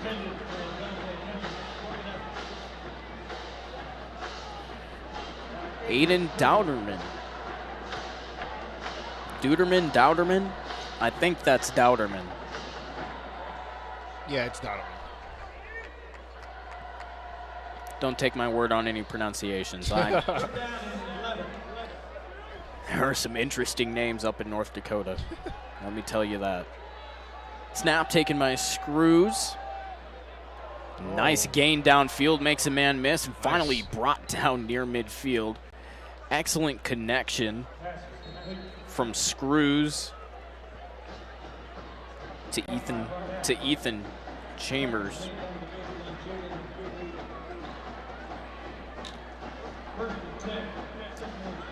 So, 1st and 10 on the 48 now. Still 49-7. Still no score in the fourth. The only score for Indiana State coming in the second quarter. Dinka tries to make a couple people miss. Finds his way for about a yard. That'll set up a 2nd and 9.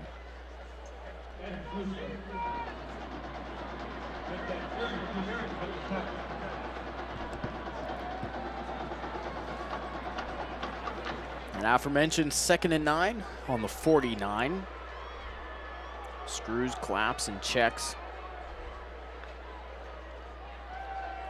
Fake handoff, lets it unload into double coverage. That ball's going to fall out of bounds, though, so even if it had been caught by anybody, it would have been incomplete because it was out of bounds. Yeah. So that'll set up a 3rd down now. Yeah, not a great pass selection by Screws. Throwing into a double coverage. Again, as we saw earlier on in the game with Beanham and Stahlberg over on the, with Beanham on the deflection and Stahlberg almost bringing the pick down. Again, another double coverage situation that probably shouldn't have been selected to throw into, but then again, this pass was off target as well, so I promise I'm not trying to be mean to the guy. Screws steps back, sends it across. Dropped. Incomplete. What was it? Chambers. Okay. And the pass is going to be incomplete. 4th down and 9 on that 49-yard line. 49-7. A lot of 4s and 9s in that sentence. I'll add one more and say 3:15 in the fourth quarter.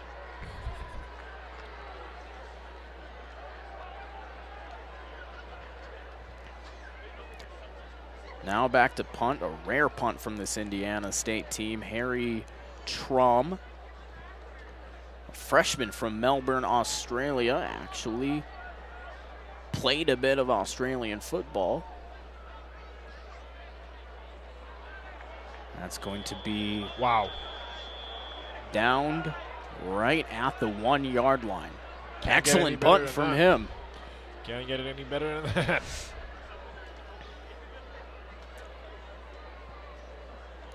Three minutes and 2 seconds left in the fourth quarter. 49-7 is the score as the Jackrabbit offense will trot their way out as we've been stating slowly throughout the second half. The stands at the Dyke House are slowly depleting. Yeah, quickly depleting. Yeah, this stadium was packed. I cannot, yeah, it's almost close to empty right now. Yeah, they saw the score, and they were like, okay, this team is in good hands. We don't need to cheer them on, just leave. But the true Jackrabbit fans will remain. It's starting to get a little bit chilly. Yeah, the true Jackrabbit fans or the people that have work to do here. Yeah. Our families. Yep. Yeah. 1st and 10. Now on their own 6 is where they're going to place it. A handoff. Oh, great. Cut. Oh, ankle tackle brought down. If he was not brought down, he would have been very clear. Angel Johnson on the carry. So that gain of 6 sets up a 2nd and 4 on the Jackrabbit 12. Heidi brings the play call into the huddle.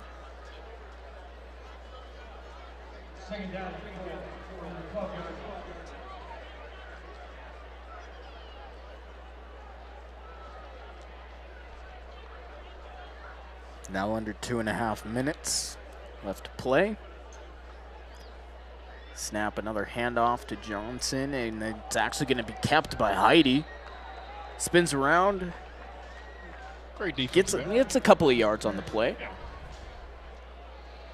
2-minute mark. So that'll set up a 3rd and 1. And as Tristan mentioned, we tick below 2 minutes.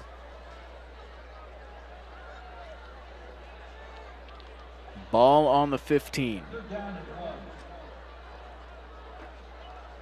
So the offense comes out once again. Heidi with Johnson by his side. 2 receivers to the right. Snap, handoff. Makes a couple people miss. Tries to spin away, and he gets ample yardage. Definitely enough for a 1st down. Yeah, that would have been beautiful if he had spinned away from that. Got on clear field on the left side of him. And if he had scored there, that would have been pretty impressive for Angel Johnson. Buck 5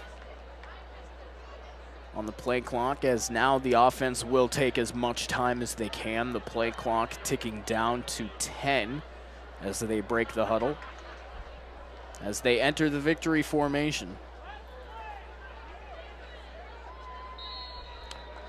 A knee from Heidi. Yeah. And it's not going to be quite close enough for them to run the clock out just yet. A couple seconds difference between the play clock and the game clock, but they're going to go ahead and kneel it once again to finalize things. Yep. So the Jackrabbits are going to move to 8-1 on the year, 6-0 in the Valley. Indiana State falls to 1-7 on the year, 0-5 in the Valley as the 2 teams and the 2 coaches meet and shake hands. Kurt Mallory and John Stiglmeyer, 2 tenured coaches. Mallory since 92 and Stiglmeyer since 79. The clock hits 0 on the scoreboard, and the final score rings true, 49-7. The Jackrabbits defeat the Sycamores. We'll be back with your Jackrabbit postgame show here on KSDJ Student Radio, your student home for Jackrabbit Athletics all year long. As I said, we'll be back right after this. When you're high, you feel different. You think different, you talk different, you draw different, you listen to music different, but you probably knew that. Problem is, you also drive different, and not in a good way. That's why driving high is illegal everywhere. So if you're high, just don't drive. Make a plan to get a sober ride. Because if you feel different, you drive different. Brought to you by NHTSA and the Ad Council. Here's a fun fact for you. The average chameleon can point their eyes in 2 different directions. On the other hand, the average human can't. So unless you're a chameleon, there's absolutely no way you can focus on texting and driving at the same time. So don't do it, unless you're a chameleon. Visit StopTextsStopWrecks.org. A message brought to you by the National Highway Traffic Safety Administration, Project Yellow Light, and the Ad Council. Walking into the building for the first time after the shooting, it was crippling, but it had to be preserved. In response to the Pulse nightclub shooting that affected the LGBTQ community, Barbara Poma, owner of Pulse, founded the One Pulse Foundation to honor Pulse victims and survivors. If you're an ally of this community, speak out. There are more of us together than apart. It is the power of love in its rawest form. Join the fight for LGBTQ acceptance. Learn how at lovehasnolabels.com. Brought to you by Love Has No Labels and the Ad Council. I was in the middle of the Atlantic Ocean when it happened. There was a sudden jolt and our submarine crashed on the seafloor. We were in total darkness. That's Dr. Dejana Figueroa, a marine biologist and STEM teacher, talking about a deep sea dive she'll never forget. It's funny, when I was a kid, I was afraid of the ocean, and there I was, 2 miles below the surface. But as a scientist, you prepare for that. Using our training and a little creativity, we fixed the sub and finished our experiments. The dive was just too important. Every dive gives us glimpses at things few people ever get to see. Glowing creatures, fiery undersea volcanoes. When we got back to the surface, I kissed the ground and called my mom, of course. But you know what? I wouldn't trade that dive for anything. Dr. Figueroa uses her passion for STEM to discover new things and make the world a better place. She can STEM, so can you. Check out She Can STEM for more stories and inspiration. A message from the Ad Council.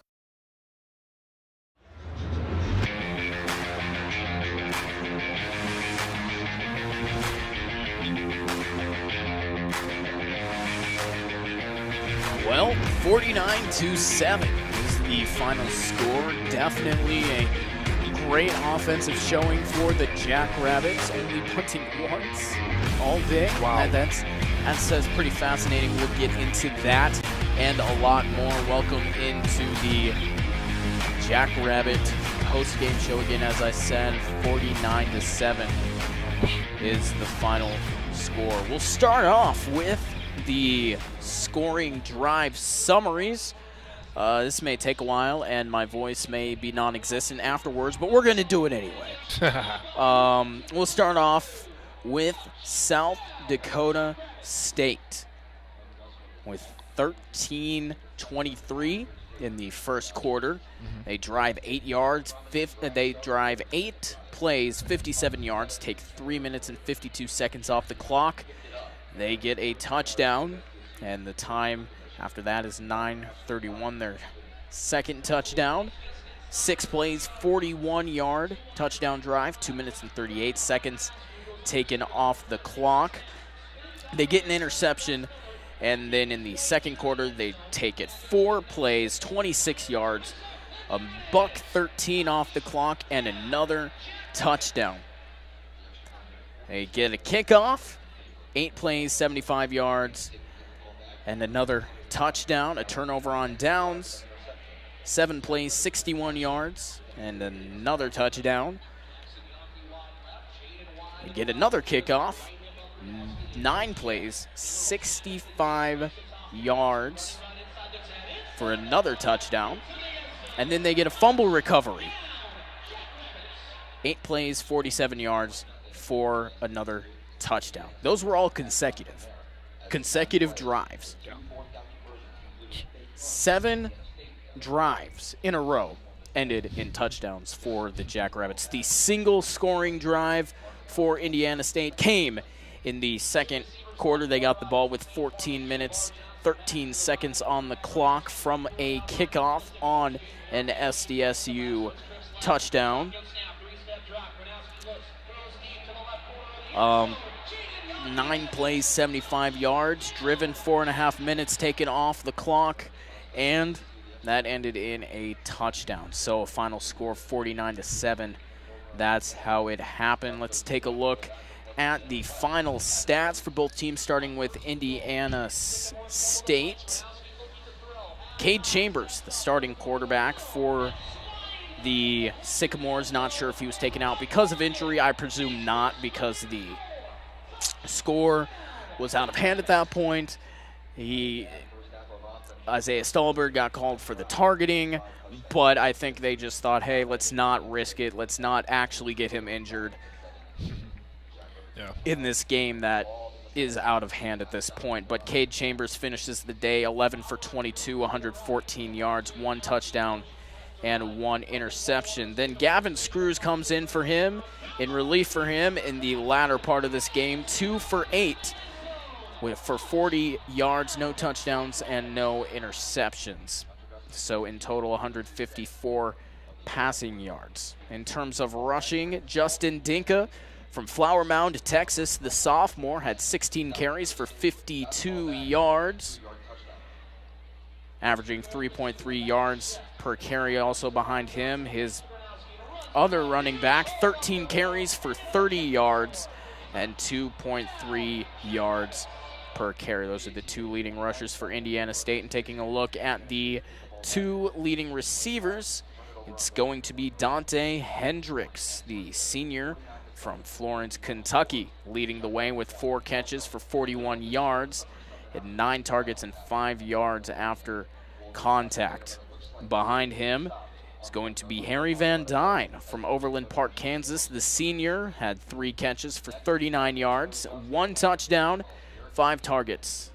And so we take a look at the team stats for them. 260 total yards, 154 pass yards, and 106 rush yards. In terms of penalties, they had 2 penalties for 27 yards and finished with just 15 first downs. Taking a look at the Jacks now. Mark Gronowski, the awesome quarterback for the Jackrabbits, ended the day 22 for 28. An excellent completion to attempts ratio. 233 yards, 3 touchdowns, no interceptions, and an outstanding QB rating of 183.8. In relief for him, Keaton Heide comes in, goes 100%, 3 for 3 for 14 yards. Completion percentage of, as I said, 100%. So total passing yards, 247. Taking a look at the rushers, Angel Johnson leading the way, 10 carries, 75 yards. He had a touchdown, averaging 7.5 yards per carry. Isaiah Davis behind him, still, even though not playing in the second half, managing 7 attempts for 37 yards, 2 touchdowns, and 5.3 yards per carry. And an excellent piece of this Jackrabbit win. But I feel the need to mention Amar Johnson. He had 5 carries for 32 yards. He was the number 2 back in the second half, 6.4 yards per carry. An excellent part of this Jackrabbit team. Taking a look at receiving, Jackson Yonke had 5 catches for 82 yards. He had 9 targets and 26 yards after catch. Tucker Kraft in his return to Brookings, 5 catches for 59 yards. He had a touchdown, 5 targets and 36 yards after catch. So looking at the team stats now, 409 total yards, 247 pass yards, 162 rush yards. They had 7 penalties for 39 yards, and most of those were that drive backed up against their own end zone. False start after false start, and just procedure penalties. Had them really backed up at that point. 23 first downs on the day. And that is it. Looking at the score by quarter, the Jackrabbits had led 14-0 at the end of the first quarter. Indiana State scored 7 in the second, but the Jackrabbits tacked on 21 points in the second quarter. 14 more points tacked on in the third to none by Indiana State, and no points at all scored in the fourth. Brings our total to 49-7. Now let's take a look at the Missouri Valley Football Conference scoreboard, just to keep you abreast on the multiple happenings around the Valley. Illinois State versus North Dakota State, locked up at 7-7 at halftime. North Dakota State, the Bison, do pull away 24-7. They get the win, improved to 6-2 and 4-1 in Missouri Valley Football Conference. That one loss to the South Dakota State team. Youngstown State versus South Dakota over in Ohio, 45-24. Not really a contest in that one. South Dakota falls to 2-6 on the year and 1-4 in the Valley. A huge final in this one. Missouri State up big over Western Illinois, 64-14. That was a slaughter as Missouri State improves to 1-4 in the Valley and 0-5 do the Fighting Leathernecks drop to. And the big one, the Valley game of the week, just got over because I had it set up. This one was a close one. Northern Iowa versus Southern Illinois. Southern Illinois was ranked number 20 in the nation. Northern Iowa upsets them in Carbondale, 37-36. So they're now equal in both the standings, 5-4, 4-2. They're pretty good. And then currently right now, 2.5 minutes left in the third quarter. Abilene Christian trailing the Fighting Hawks of North Dakota, 17-27. That game is on ESPN+. But I think that's almost it for us. Any final thoughts from you, Tristan? Hey, just a great game. Great day in Brookings, Hobo Day, and just what the fans bought those tickets for. They wanted to see a win here on Hobo Day in front of the home crowd, and that's exactly what they got. So once they're happy, we're happy here at KSDJ. Yep, and that is exactly what they got. A 49-7 win. The number one team in the country remains victorious for the 8th week in a row. And they're going to take their talents on the road next week to Cedar Rapids, Iowa, to take on the NIU Panthers. That game's never easy. And so we'll see that one. But we will be back here on the airwaves with Jackrabbit football on November 12th. Actually, it's my sister's birthday. Illinois State will be visiting this great state of South Dakota.